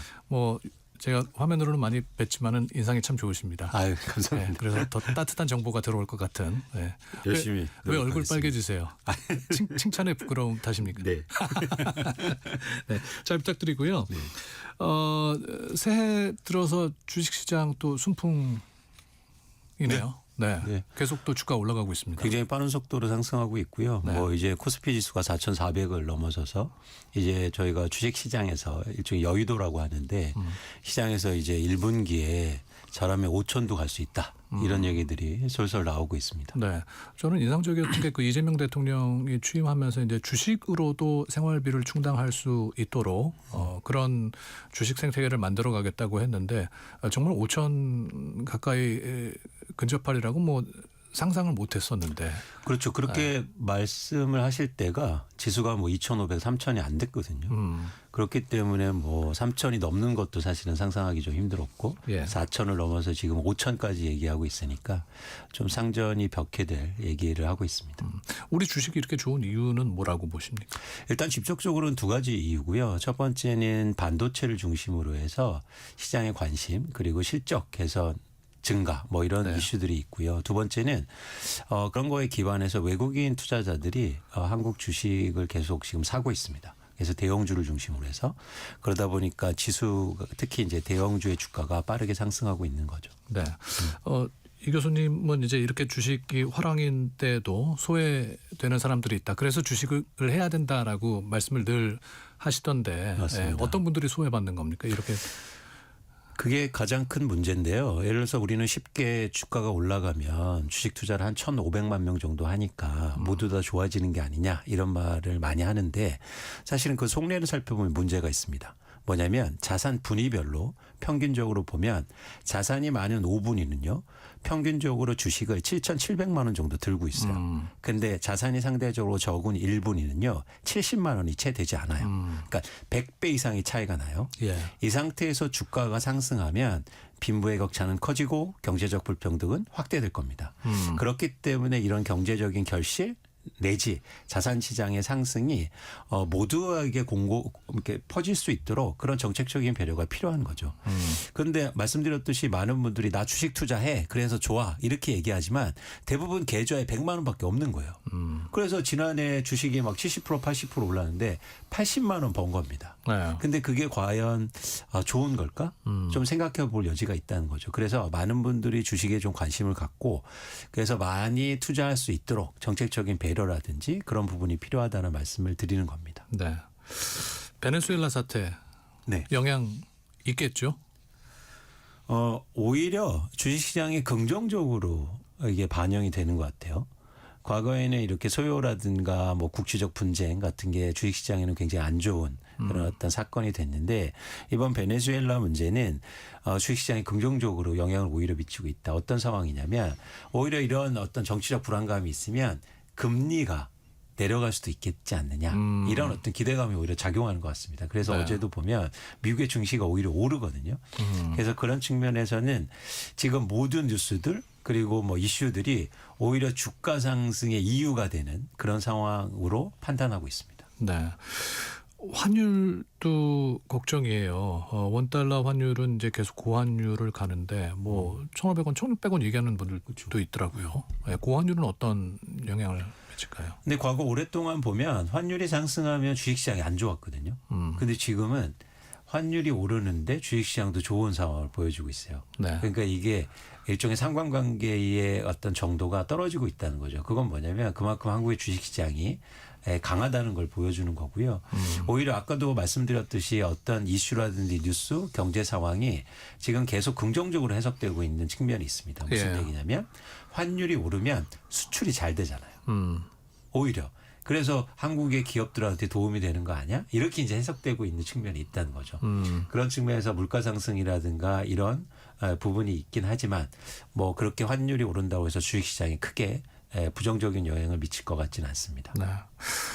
작년에 뭐 코스닥도 많이 올랐다고는 하지만 코스피에 비해서는 이제 비교되는 게 이제 확실히 보이잖아요. 그쵸. 올해는 어떨 것 같습니까?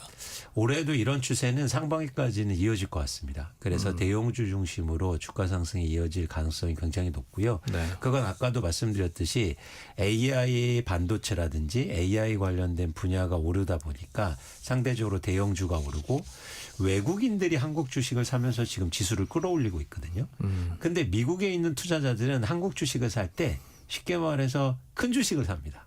큰 주식이라 하면은 이제 대형주들. 쉽게 말해서 뭐 삼성전자, SK 하이닉스를 사지 이렇게 막 공부해갖고 뭐 작은 주식을 사진 않습니다. 네.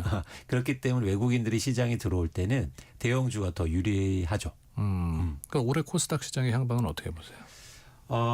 뭐 상대적으로는 상승률이 낮다. 일단 코스피보다는 그렇게 보고 있고 하반기부터 뭐 정책의 배려라든가 여러 가지 뭐 국민연금의 투자 뭐 확대 이런 것들이 좀 가시화가 되면 회복되고 상승할 것으로 보고 있는데 좀 지켜볼 측면이 있어 보입니다. 네. 그래서 이제 청취자 2910님께서 이광수 교수님 대형주 랠리의 그늘에서 코스닥 중소형주는 깨어날까요? 유유하셨는데. 네. 좀 시간이 필요해 보여요. 저는 그분한테는 금방 좋아질 겁니다 이렇게 말씀드리고 싶지만 현실은 조금 더 시간이 필요하지 않느냐 판단하고 네. 있습니다. 오늘은 뭐 개인도 매도세가 많고 외국인도 파는 세가 더 강하다 그러던데 네. 올해 우리 주식시장에서 외국인 향방은 어떨까? 외국인이 저는 지금 예를 들어서 외국의 IB들이 한국 주식을 판단하지 않습니까? 그리고 전망도 하는 걸 보면 외국인이 그러니까 길게 보면 뭐 매일매일은 좀 다르겠지만 계속 보면 매수세가 이어질 것으로 보고 있고 네. 좀 의미 있게 한국 시장에 들어올 수도 있겠다라는 생각을 갖고 있습니다. 최근 외국인이 들어가면서 지수를 크게 올린 시장이 대만에 그런 일이 있었거든요. 예. 근데 전 유사한 움직임이 한국에도 보여요.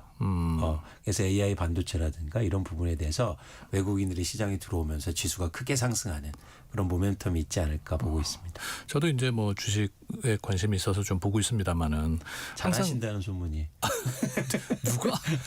누가 그랬습니까? 근데 항상 또 개인이 살 때는 외인은 팔고 외국인이 살 때는 또 개인들은 팔고 그런 반대되는 현상. 잘 나타나더라고요. 그게 부장님 그걸 매일매일 보시니까 그런 거예요. 일단 그런 흐름은 누적적으로 보실 필요가 있고 또 한 가지 꼭 보실 게 뭐냐면 시장은 항상 그렇습니다. 누가 사면 누군가 팔아야 돼요. 모두 다 사는 시장은 없습니다. 그래서 매일매일 뉴스를 내야 되니까 여러분들이 그걸 유심하게 보시는데 네. 의미가 없다. 누적적으로 과연 외국인들이 시장에 들어오느냐 그리고 개인들은 어떻게 판단하느냐를 판단하는 거지 매일매일 보시면서 뭐 오늘 외국인이 샀네 오늘 개인이 팔았네 그런 것들은 의미가 적다 이런 말씀을 드립니다. 아니 뭐 저도 눈에 불을 켜고 매일매일 보진 않습니다. 근데 제가 볼 때마다 그러면은 어느 정도 적당한 텀을 두고 그런 흐름을 보면 좋을까요? 저는 분기별로 보고 있어요. 분기별 너무 크게 보는 거 아니에요? 그렇지 않습니다. 그렇게 월별로 사실 최근같이 좀 긴 흐름을 볼 때는 분기별로 외국인들이 어떤 행동을 하는가가 되게 중요한 거지. 그러니까 한 3개월마다 한 번씩. 그렇습니다. 네. 그러니까 계속 보긴 하지만 누적적으로 의미 있게 보는 수치는 한 분기별로 보시는 게 좋을 것 같고 그 얘기는 무슨 얘기냐면 11월에 외국인들이 엄청나게 한국 주식을 좀 엄청나게라는 표현을 뺄게요. 일단 주식을 팔면서 지수가 좀 안 좋았던 측면이 있거든요. 네. 그래서 어떤 말들이 많았냐면 월간으로 보니까 어떤 말들이 많았냐면 외국인들이 드디어 한국 시장을 나간다. 그러면서 막 또 거기에 이제 부안해동에서 판 사람이 많아요. 그런 공포가 조성이 되면 무섭죠. 그렇죠. 근데 12월에 또 외국인들이 들어와서 샀어요. 그러니까 지금의 이렇게 상승하는 주식시장에서는 좀 더 호흡을 길게 해서 누적 쪽으로 보시라. 도대체 외국인 누구한테 물어봐야 되는 겁니까 그거는? 그거는 저희가 굉장히 무지한 질문입니다만은 너무나 궁금해서. 그거는 통계치로 나옵니다. 통계치를 네, 봐라. 그렇습니다. 네. 증권거래소 가시면 한국거래소 가시면 통계를 수채 이렇게 파악하실 수 있는 게 있거든요. 그래서 외국인들이 누적 매수 네. 현황, 순매수 이런 지표를 보시면 됩니다. 올해 국내 증시를 주도할 종목들은 어떤 걸 눈여겨봐야 할까요? 아주 단순한 그 접근 방법이 있는데 지금 오르는 주식이요. 그게 시장을 일단 주도한다고 보시면 돼요. 그래서 지금 가장 많이 오르는 거는 반도체지 않습니까? 예. 삼성전자가 굉장히 빠르게 상승하고 있는데 최근 한 5일간 무려 20% 올랐어요. 20만 원 간다는 얘기도 있고 뭐 18만 원 간다는 얘기도 있고. 맞습니다. 그래서 지금 반도체가 일단 시장을 주도하고 있고 그 이면에는 AI가 있는 거죠. 네. 그래서 AI 관련돼서 반도체도 있고 AI 관련된 전력 관련 인프라 그런 주가 이제 시장을 일단 주도하고요. 그게 시장을 주도하다 보면 상대적으로 일종의 밸류에이션이라고 해서 갭이 생기지 않습니까? 못 오른 주식들이 또 부각될 수 있는 거거든요. 네. 그러면은 순차적으로 그런 주식들이 따라 붙을 수 있겠죠. 그래서 지금은 어쨌든 반도체를 중심으로 해서 주도주를 관심 있게 보시는 게 중요합니다. 네. 9964님께서 노후가 걱정되는 5060 세대에게 2026년 주식을 멈추지 말아야 할 이유 한 가지만 꼽는다면 하고 질문하셨습니다. 한국 주식이 오른다. 그리고 이 추세는 금방 꺾이지 않고 지속될 가능성이 굉장히 높기 때문에 좀 안심하시고 투자하셔도 좋겠다는 말씀을 드리고요. 네. 그래서 지수에 한번 투자하셨으면 좋겠습니다. 지수. 필요하신 분들은. 예. 그래서 개별 종목보다 한국의 코스피 지수 네네. ETF에 투자하시면서 지수에 꾸준하게 투자하시면 굉장히 좋은 그런 투자처가 되지 않을까 생각합니다. 네.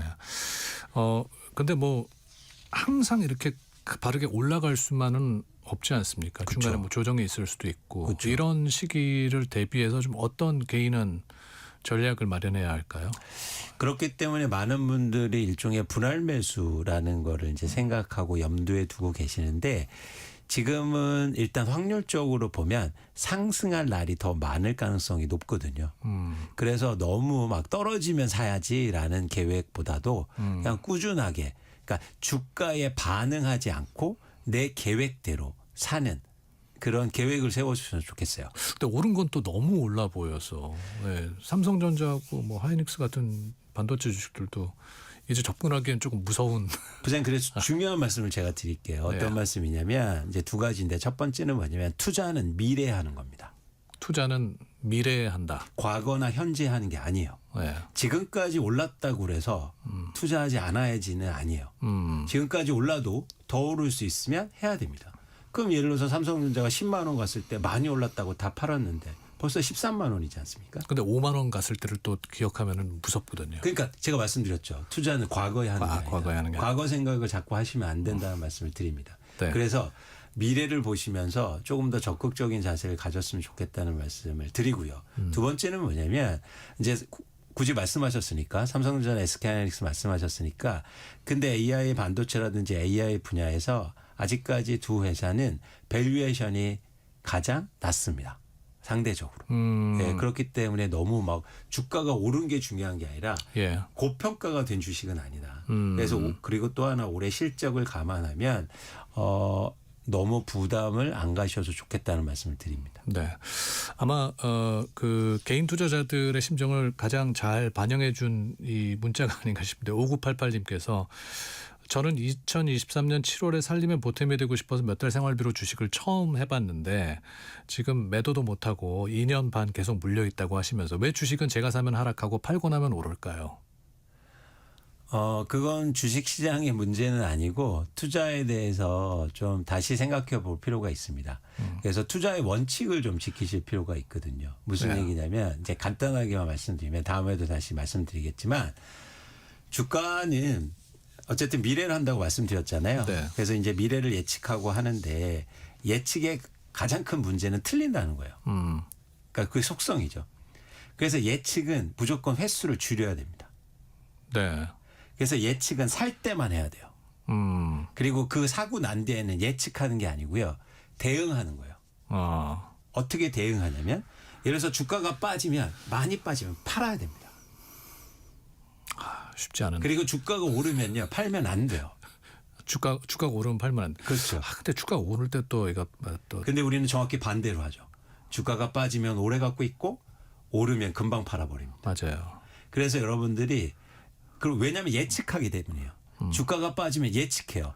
여기서 더 빠지겠어? 갖고 있어야지. 아니요. 주가가 빠지면 거기에 계획을 세우고 파셔야 돼요. 이걸 손절매라고 하고 주가가 오르면요.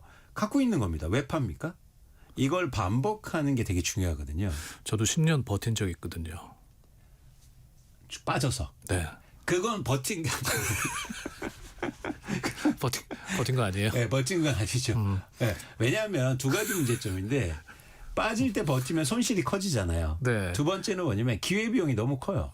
다른 걸 못 하잖아요. 그러니까. 그렇기 때문에 주가는 빠지면 적절한 수준 이상을 빠지면 파셔야 돼요. 근데 그분 같은 경우에 그걸 못 하신 거예요. 그렇기 때문에 이렇게 오르는 장에서 아무것도 못 하는 거죠. 투자에 대한 그런 원칙을 지키셔서 하시면 충분히 하실 수 있다. 그러니까 제가 주식을 잘한다는 말을 들으신 거는 오해입니다. 잘못된 정보였습니다. 네. 그러니까 여러분께서도 앞으로 이제 이광수 교수님과 만나는 윤 부장의 증권 창구 애청해 주시고 적극적으로 활용해 주신 겁니다. 오늘 제가 밑줄 쫙 치는 거는 이제 투자는 미래에 하는 거다라는. 그래서 여러분과 저는 실제로 이 주식 대중화를 좀 해보고 싶어요. 무슨 말씀이죠? 대중화. 우리가 함께 투자해야 모두 다 좋아지는 거죠. 아까도 말씀드렸잖아요. 주식의 편차가 너무 크다. 네. 이렇게 되면 대한민국은 더 주식시장이 오를 것 같고 더 오릅니다. 근데 이렇게 되면 빈부의 격차는 더 커질 거거든요. 네. 우리가 함께 투자하고 그리고 해야 되는데 여러분들이 주식에 대해서 너무 모르세요. 그래서 우리가 같이 배워보고 함께 하면서 좀 같이 쉽게 말해서 주식시장이 좋아지고 대한민국이 좋아지는데 같이 좋아지는 그런 분위기와 그런 사회를 만들고 싶습니다. 그러니까 이 투자를 통해서 그런 사회적인 불평등, 빈부격차의 해소가 가능하다. 내 가계소득에도 실질적인 도움이 될 수 있고. 그걸 가장 잘한 나라가 사실은 미국입니다. 미국은 1970년대, 80년대부터 주식 대중화 운동을 하거든요. 그래서 중산층이 굉장히 많이 주식을 보유하고 있고 그 주식이 오르면서 중산층이 굉장히 두터워지거든요. 대한민국도 충분히 가능하다. 그리고 이제 주가가 오르는 그런 초입에 있기 때문에 네. 우리가 같이 동참할 필요가 있다는 말씀을 드립니다. 굉장히 희망적인 말씀을. 네. 그래도 이제 주식시장은 집 사는 것보다 훨씬 접근, 진입하기는 훨씬 더요. 그렇죠. 부담이 덜 하니까요. 그리고 뭐냐면 진입의 장벽도 크지 않지 않습니까? 사실은 이게 주식시장의 흥미로운 지점은 돈이 많다고 해서 돈을 버는 것도 아니고 돈이 적다고 해서 돈을 못 버는 것도 아니고요. 성별, 나이, 지역, 학력 따지지 않습니다. 네. 그렇기 때문에 저는 상대적으로 굉장히 평등한 시장이라고 보고 있거든요. 그래서 여러분들이 조금 관심을 더 가지실 필요가 있다는 말씀을 드립니다. 미국 증시는 분명히 우리 증시에 영향을 미치는 거죠. 그런데 올해부터는 좀 다를 것 같아요. 그래요? 네. 뭐냐면 그건 뭔지 거시경제 환경하고도 좀 연관이 돼 있는데 결론적으로 말하면 대한민국 주식시장이 훨씬 좋을 것 같다. 이미 작년처럼. 그렇죠. 지난해 그 상황을 보여줬고 올해도 훨씬 더 좋을 것 같다라는 판단을 하고 있습니다. 왜 그런 걸 여쭈면 이제 연준 의장이 바뀐다면서요. 네. 그러면은 금리 인하도 생각해 볼 수 있다는 거죠. 그렇죠. 금리 인하에 좀 우호적인 인물이 차기 연준 의장으로 거론이 되고 있다고 하던데. 근데 금리 인하는 가능하지만 금리의 인하폭이 제한돼 있어요. 그러니까 과거처럼 막 2%포인트 이상씩 내릴 수 있느냐? 불가능한 상황이라는 거죠. 예. 그럼 금리 인하는 되지만 인하폭이 제한돼 있어. 쉽게 말해서 금리 인하가 완만하게 이루어지면 미국보다도 한국이 훨씬 좋습니다. 네. 왜냐하면 더 싸기 때문이에요. 그래서 금리 인하가 가파르지 않고 완만하게 이루어질 때는 특히 이머징 시장의 주식시장이 훨씬 좋습니다. 네. 네. 지난번에 김원장 기자가 나와서 저는 국장만 한다 그러니까 네. 약간 비읍 너무 애국심만 가진 것 같다고 그러던데 저 그래서 약간 미국 시장에 관심 가져보려고 그러는데 그러면은 올해는 국장에 좀 더 집중하는 게 좋은. 그렇습니다. 훨씬 더 좋고요. 저는 그게 애국심을 떠나서 수익률이 높기 때문에 한국 시장에 투자하자는 거예요. 뭐 대한민국에 좋아서 대한민국 국민이어서 투자하자는 말씀을 드리는 건 아니고 예. 수익률이 훨씬 좋다. 그리고 훨씬 더 매력적이다라는 말씀을 드립니다. 현명한 선택을 해야 된다는 말씀. 맞습니다. 네. 7048님께서 20대 사회초년생인데 여유 자금이 한 1,000만 원 정도 있으시다고 그래서 바람직한 포트폴리오는 뭘까요? 라고 하셨습니다. 일단은 가장 중요한 건 종목을 많이 사는 건 중요하지 않습니다. 최대한 적은 종목. 1,000만 원이시니까 한 개나 2개 종목에 집중해서 투자하세요. 네. 그리고 일단은 만약 주식의 경험이 적으시다면 지금 시장에서 관심 갖고 주도주에 투자하시는 겁니다. 그리고 꼭 아셔야 될 게 주도주와 대장주는 달라요. 대장주는 그냥 시가총액이 큰 주식을 말하고 네. 주도주는 시장을 움직이는 주식이거든요.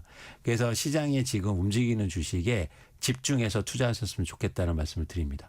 그런데 꼭 처음에 주식을 투자하시고 금액이 적을 때는 막 10종목씩 20종목씩 사요. 그러니까 아까 1,000만 원 가지고 계셨다면 100만 원씩 사는 거죠. 그거는 좋은 투자 방법이 아닙니다. 네. 알겠습니다. 올 한해 또 이광수 교수님과 함께하는 윤부장의 증권 창구 기대가 됩니다. 앞으로도 좋은 말씀 기대하겠습니다. 감사합니다. 고맙습니다. 네. 자, 오늘 문자로 참여해 주신 분들 가운데서 또 추첨해서 따뜻하게 드실 수 있는 커피와 베이글 모바일 쿠폰 보내드리도록 하겠습니다. 세상의 모든 정보 홈페이지에 들어오셔서 확인하시고요. 윤 부장의 주식창구 이광수 명지대 겸임교수와 함께했습니다. 다음에 뵙죠. 넘치는 정보 속 필승 전략. 당신의 갓생을 위한 일타쌍피 요약본. KBS 1라디오 세상의 모든 정보 윤인구입니다. 일상의 감각을 깨우는 시간. 살롱드 문화 코스모스. 스포츠의 짜릿한 승부부터 영화 속 감동적 한 장면까지 문화의 모든 것을 코스모스처럼 넓고 깊게 들여다봅니다. 살롱드 문화 코스모스. 두 분의 조합 신선했다는 평가가 지난주에 있었습니다. 박지훈 변호사, 정현호 KBS 스포츠국 PD 나왔습니다. 어서 오십시오. 안녕하십니까. 네. 지난주 반응이 뜨거웠습니다. 차분한 한 분과 또 흥분해 있는 한 분. 네. 네. 그 두 사람 사이에서 윤인구는 참 쉽지 않겠다. 그래서 오늘의 또 조합도 기대를 해보겠습니다. 네. 오늘 첫 소식은 좀 안타까운 소식인데 우리 국민 배우 안성기 씨가 향년 74세로 어제 이제 돌아가셨죠? 네, 맞습니다. 중환자실에 입원한 지 7일째 되는 날이었는데요. 일단은 이제 작년이었죠. 작년 마지막 날이었던 12월 31일에 뉴스가 좀 전해졌습니다. 전날 16시쯤에 이제 안성기 배우가 자택에서 음식을 먹다가 소위 말해서 이제 사례가 들려서 목에 걸린 채로 쓰러져 심정지 상태로 중환자실에 입원을 했고요. 네. 그리고서 위중한 상태인 것으로 이제 언론에서 전해졌습니다. 마침 또 이날이 이제 안성기 배우의 75세 생일이었기 때문에 좀 더 안타까운 1월 1일이죠. 예. 네, 1월 1일이 이제 넘어가는 날이었기 때문에 안타까운 마음이 좀 들었었는데 좀 가장 위험했던 고비를 넘겼다 이런 이제 소식들이 좀 나오면서 좀 쾌유하지 않을까라는 생각이 들었었는데 이런 소식이 좀 무색하게도 결국에는 1월 5일 오전 9시에 향년 75세의 나이로 세상을 떠났습니다. 이렇게 그러니까 네. 큰아들이 귀국할 때까지 아버지가 버텨주신 게 아닌가 생각이 들더라고요. 한간에서 또 그런 얘기도 어떤 초자연적인 현상이라서 우리가 뭐 확실하게 그렇다 아니다 얘기할 수는 없지만은 간혹 가다 보면은 그런 생각이 드는 경우가 있잖아요. 아무래도 그런 일이지 않았나 싶기도 하고요. 그동안 혈액암 투병을 하셔서 뭐 완치 그러니까요. 판정을 받았다는 얘기도 있었는데 이제 다시 그 영화로 만나고 싶으셨던 분들이 많이 계실 텐데 그래서 이제 더 많은 분들의 마음을 아프게 했던 것 같습니다. 그렇게 말씀하셨거든요. 빨리 낫고 영화로 복귀해서 보여드리겠다라고 말씀을 하셨는데 또 많은 분들이 그걸 기대를 좀 하셨어요. 맞습니다. 2019년도에 혈액암이고 또 완치 판정을 받았는데 재발을 한 것 같고요. 그리고 그 후에 이제 한 번씩 이제 시상식에 이제 얼굴을 보면 네. 조금 이렇게 부은 모습이라고 해야 되나요? 맞습니다. 좀 그래서 걱정들을 했었는데 결국은 너무 안타깝고 저희 뭐 어릴 때부터 안성기 배우는 그냥 극장은 안성기 배우 아니겠습니까? 그렇죠. 그 생각만 했는데 너무 안타깝습니다. 안성기 배우님은 뭐 아역으로 데뷔해서 참 많은 영화를 하셨죠. 네. 뭐 아역 데뷔해서 70편, 성인으로 약 100편의 영화에 출연하셨는데 뭐 한국 영화사 그 자체라고 해도 과언이 아닐 것 같아요. 두 분께서는 뭐 안 배우님께서 출연한 영화 중에서 어떤 영화들이 좀 기억에 남으세요? 사실은 저는 이제 약간 세대가 뒤쪽에 가깝다 보니까 이제 안성기 배우가 조금 더 이제 장년층의 연기를 보여줬던 영화들이 좀 기억에 많이 남거든요. 대표적인 영화가 최근에 또 이 SNS 알고리즘에 많이 올라오고 있는 뭐 실미도라든가 네. 특히나 이 라디오스타 이런 영화들이 저는 개인적으로 좀 보면서 감명받았던 영화 중에 하나였는데 이 영화 두 영화의 공통적으로 안성기 배우가 보여준 캐릭터가 겉으로는 약간 그 툴툴대는 그러니까 소위 말해서 우리가 약간 친데레다 이런 표현을 쓰지 않습니까? 그런 것처럼 겉으로는 약간 까칠해 보이거나 혹은 뭐랄까 좀 텁텁해 보이긴 해도 속으로는 너무나 자상하고 또 이제 인자한 모습을 많이 보여주는 캐릭터들이었는데 그런 뭐 이미지에 있어서는 본인 그 특유의 발성이 있지 않습니까? 그 모든 그 박중훈 배우의 옛날에 그 성대모사에서 나왔지만 몸에 힘이 하나도 없는 것 같은 발성을 하면서 네. 푸근한 연기를 했던 그런 모습들이 또 기억에 나기도 하고요. 저는 조금 이렇게 나이가 좀 있어서 그런지 투캅스가 가장 또 기억에 그렇죠. 남거든요. 나이가 많네요. 조금 있나요? 칠수와 만수까지 얘기하면 또 그러나 네. 하여튼 투캅스가 저는 많이 기억에 남고 뭐 좀 전에 말했으니까 쏘고 가라 날 쏘고 가라 실미도였죠. 네. 그게 참 기억에 나네요. 그 당시에 그 라디오스타의 엔딩 장면이 박중훈 배우가 이제 탑스타로 나오지 않습니까? 그래서 이제 싸우고 하다가 마지막에 이제 그 화해를 하면서 안성기 배우가 매니저 역할로 나오다 보니까 박중훈에게 이제 우산을 씌워주는 그 장면이 있었는데 그게 사실은 이 안성기 배우의 애드립이었다라고 하더라고요. 이게 그 본인도 매니저가 있다 보니까 숙명처럼 매니저들의 어떤 숙명을 잘 보여줄 수 있는 연출인 것 같다. 그런 의미에서 그런 연출을 제안했다고 하는데 어떻게 보면은 그 자기 주위에 있는 사람들에게 한결같이 따스했다. 이런 평도 많더라고요. 누구 하나 뭐 스캔들 당연히 없었을 뿐더러 네. 비판이나 비난을 받은 적이 한 번도 없었던 그러니까 70년 이상 저희랑 같이 있었지 않습니까? 아역 배우를 했기 때문에. 그렇죠. 근데 어떤 나쁜 얘기라든지 그런 것들을 들어본 적이 없어요. 여기 하나 있습니다. 있긴 해요? 1996년 영화 시내 21에서 안성기 배우에 대해 여론조사를 했는데 싫어한다는 이유 중에 가장 큰 이유가 뭐였냐면은 아내를 너무 잘해줘서. 그게 뭐 싫어하는 이유입니까? 더 좋네요. 그러니까요. 그 정도로 옛날에 그 소위 말해 연예인 엑스파일 이런 거 돌아다닐 때 그러니까요. 있었지 않습니까? 그 당시에도 이 안성기 배우의 사생활에 대해서는 별 5개. 네. 너무나 흠잡을 데 없는 사생활이라서 오히려 대중들이 지루해할 수는 있겠지만 그만큼 어떤 그 리스크는 없는 배우다. 지금도 고인에 대해서 이렇게 SNS 글들을 보면 배우들이 이제 많이 썼던데 똑같은 말이에요. 너무 네. 좋던 분이다. 흠잡을 데 없는 인격. 그렇기는 정말 인품적으로. 쉽지 않거든요. 그거 쉽지 않죠. 저는 그 노량 그 이순신 장군 이순신 장군 역할. 활약을 일단 그 어영담 역할을 했어요. 네. 거기서 그때 이제 이미 몸이 안 좀 좋으셨을 천천히 때. 약간 회복했을 때 영화를 찍으신 거는 더 인상 있고 우리 정현우 PD가 얘기한 라디오스타는 우리 지금은 없어졌지만 KBS 영월 방송국이 맞습니다. 영월 이제 배경이 돼서 했던 촬영이라서 그렇고 저는 사실 안성기 배우님을 제가 예전에 만나 뵌 적이 있는지는 기억이 지금 약간 흐릿흐릿합니다만 그 안성기 배우님 형님이 우리 KBS 프로듀서였어요. 그래요? 예능 유명한 안인기 프로듀서라고. 성함 잘 네, 알겠습니다. 저는 안인기 PD 선배님이랑 같이 우와. 이제 뭐 저 특집 예능 쇼 같은 걸 해서. 근데 또 안성기 배우님이랑 안인기 그 PD 선배는 성격이 좀 다르죠. 근데 안인기 PD는 외향적. 이시고 사람 만나는 거 좋아하고 근데 안성기 배우님은 좀 이렇게 차분하시고 이렇게 조용하신 성격인 것 같고 그래서 저는 좀 안인기 그 프로듀서를 통해서 안성기 배우님을 좀 유추해 볼 수 있었던 기억인데 많은 분들이 이제 훌륭한 어른 또 그리고 안성기 배우의 특유의 인자한 미소를 네. 많이 기억하고 계시는 것 같고 4156님께서 안성기님의 삶과 명복을 빕니다. 네. 이젠 전설의 명배우님으로 기억해야 되겠네요 하시면서 추모의 메시지를 보내주셨습니다.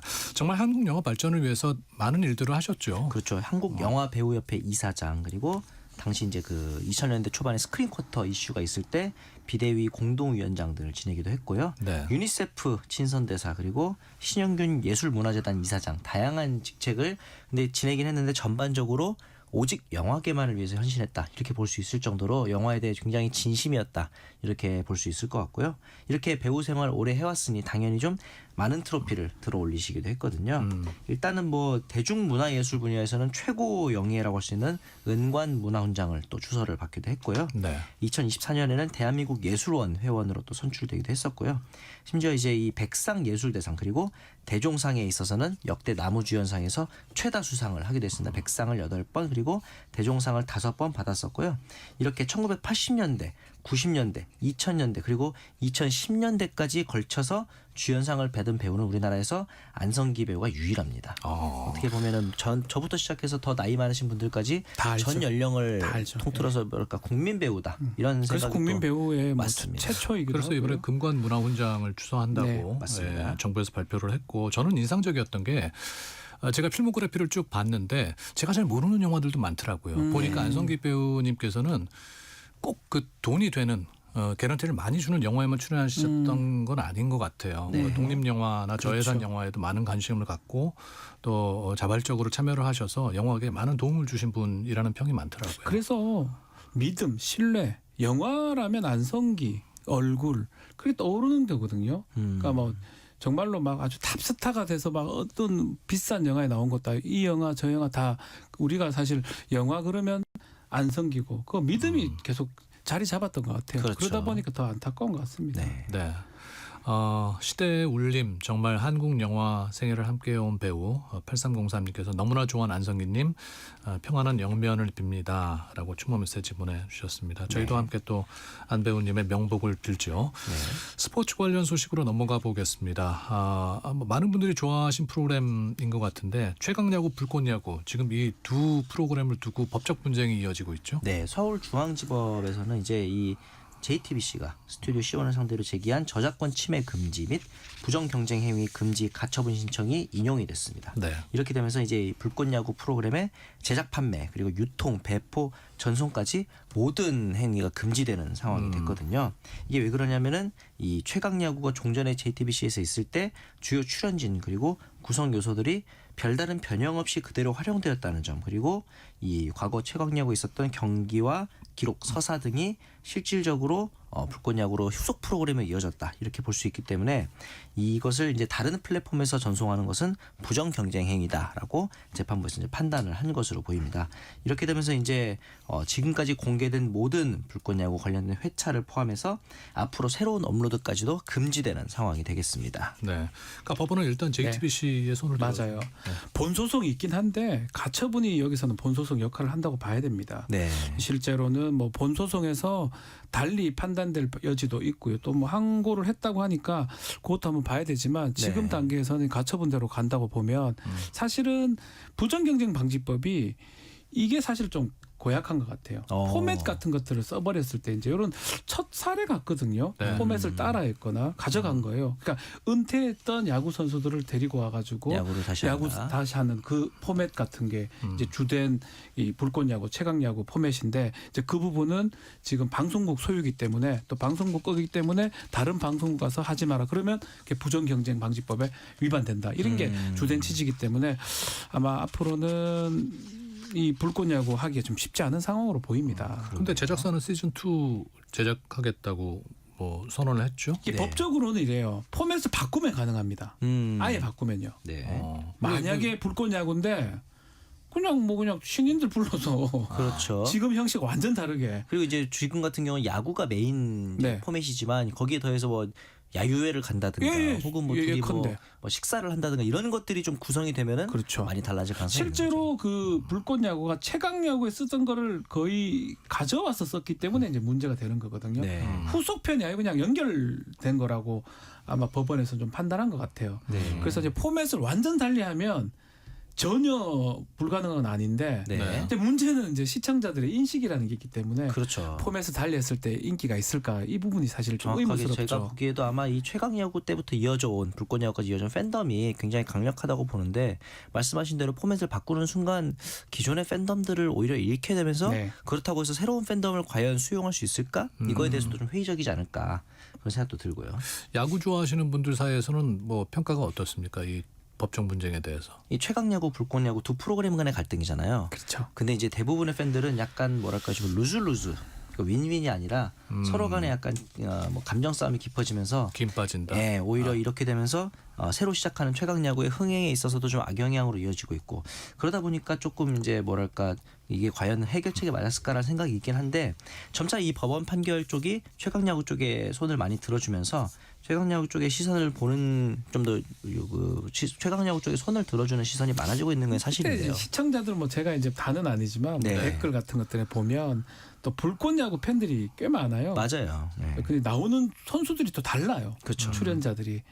그래서 그것 때문에 이 뭐 법원 판결에 대해서, 결정에 대해서 비판하는 쪽이 좀 더 많은 게 아닌가. 네. 저는 그렇게 좀 인식을 하고 있습니다. 저는 이제 그 방송국의 입장에서 봤을 때는 앞으로도 이렇게 예를 들어서 뭐 세상의 모든 정보가 이제 예를 들어 흥행을 우리가 한다. 만들어낸 포맷이 있다면. 그렇죠. 그리고 이제 다른 사람이 이 프로 포맷을 가지고 나가서 똑같이 방송을 했을 때 이걸 이제 막을 방법이 앞으로 없어질 수도 있기 때문에 이런 선례가 필요하다. 이렇게 보는 첫 의견도 번째 있습니다. 사례 같아요. 제가 봤을 때. 이수민 PD가 분노하면서 예를 들어 흥행할 건데라니, 우리는 분명히 흥행할 건데. 세상에 그런 모든 얘기를 또 정보. 이렇게 토크백으로 했군요. 사과하십시오.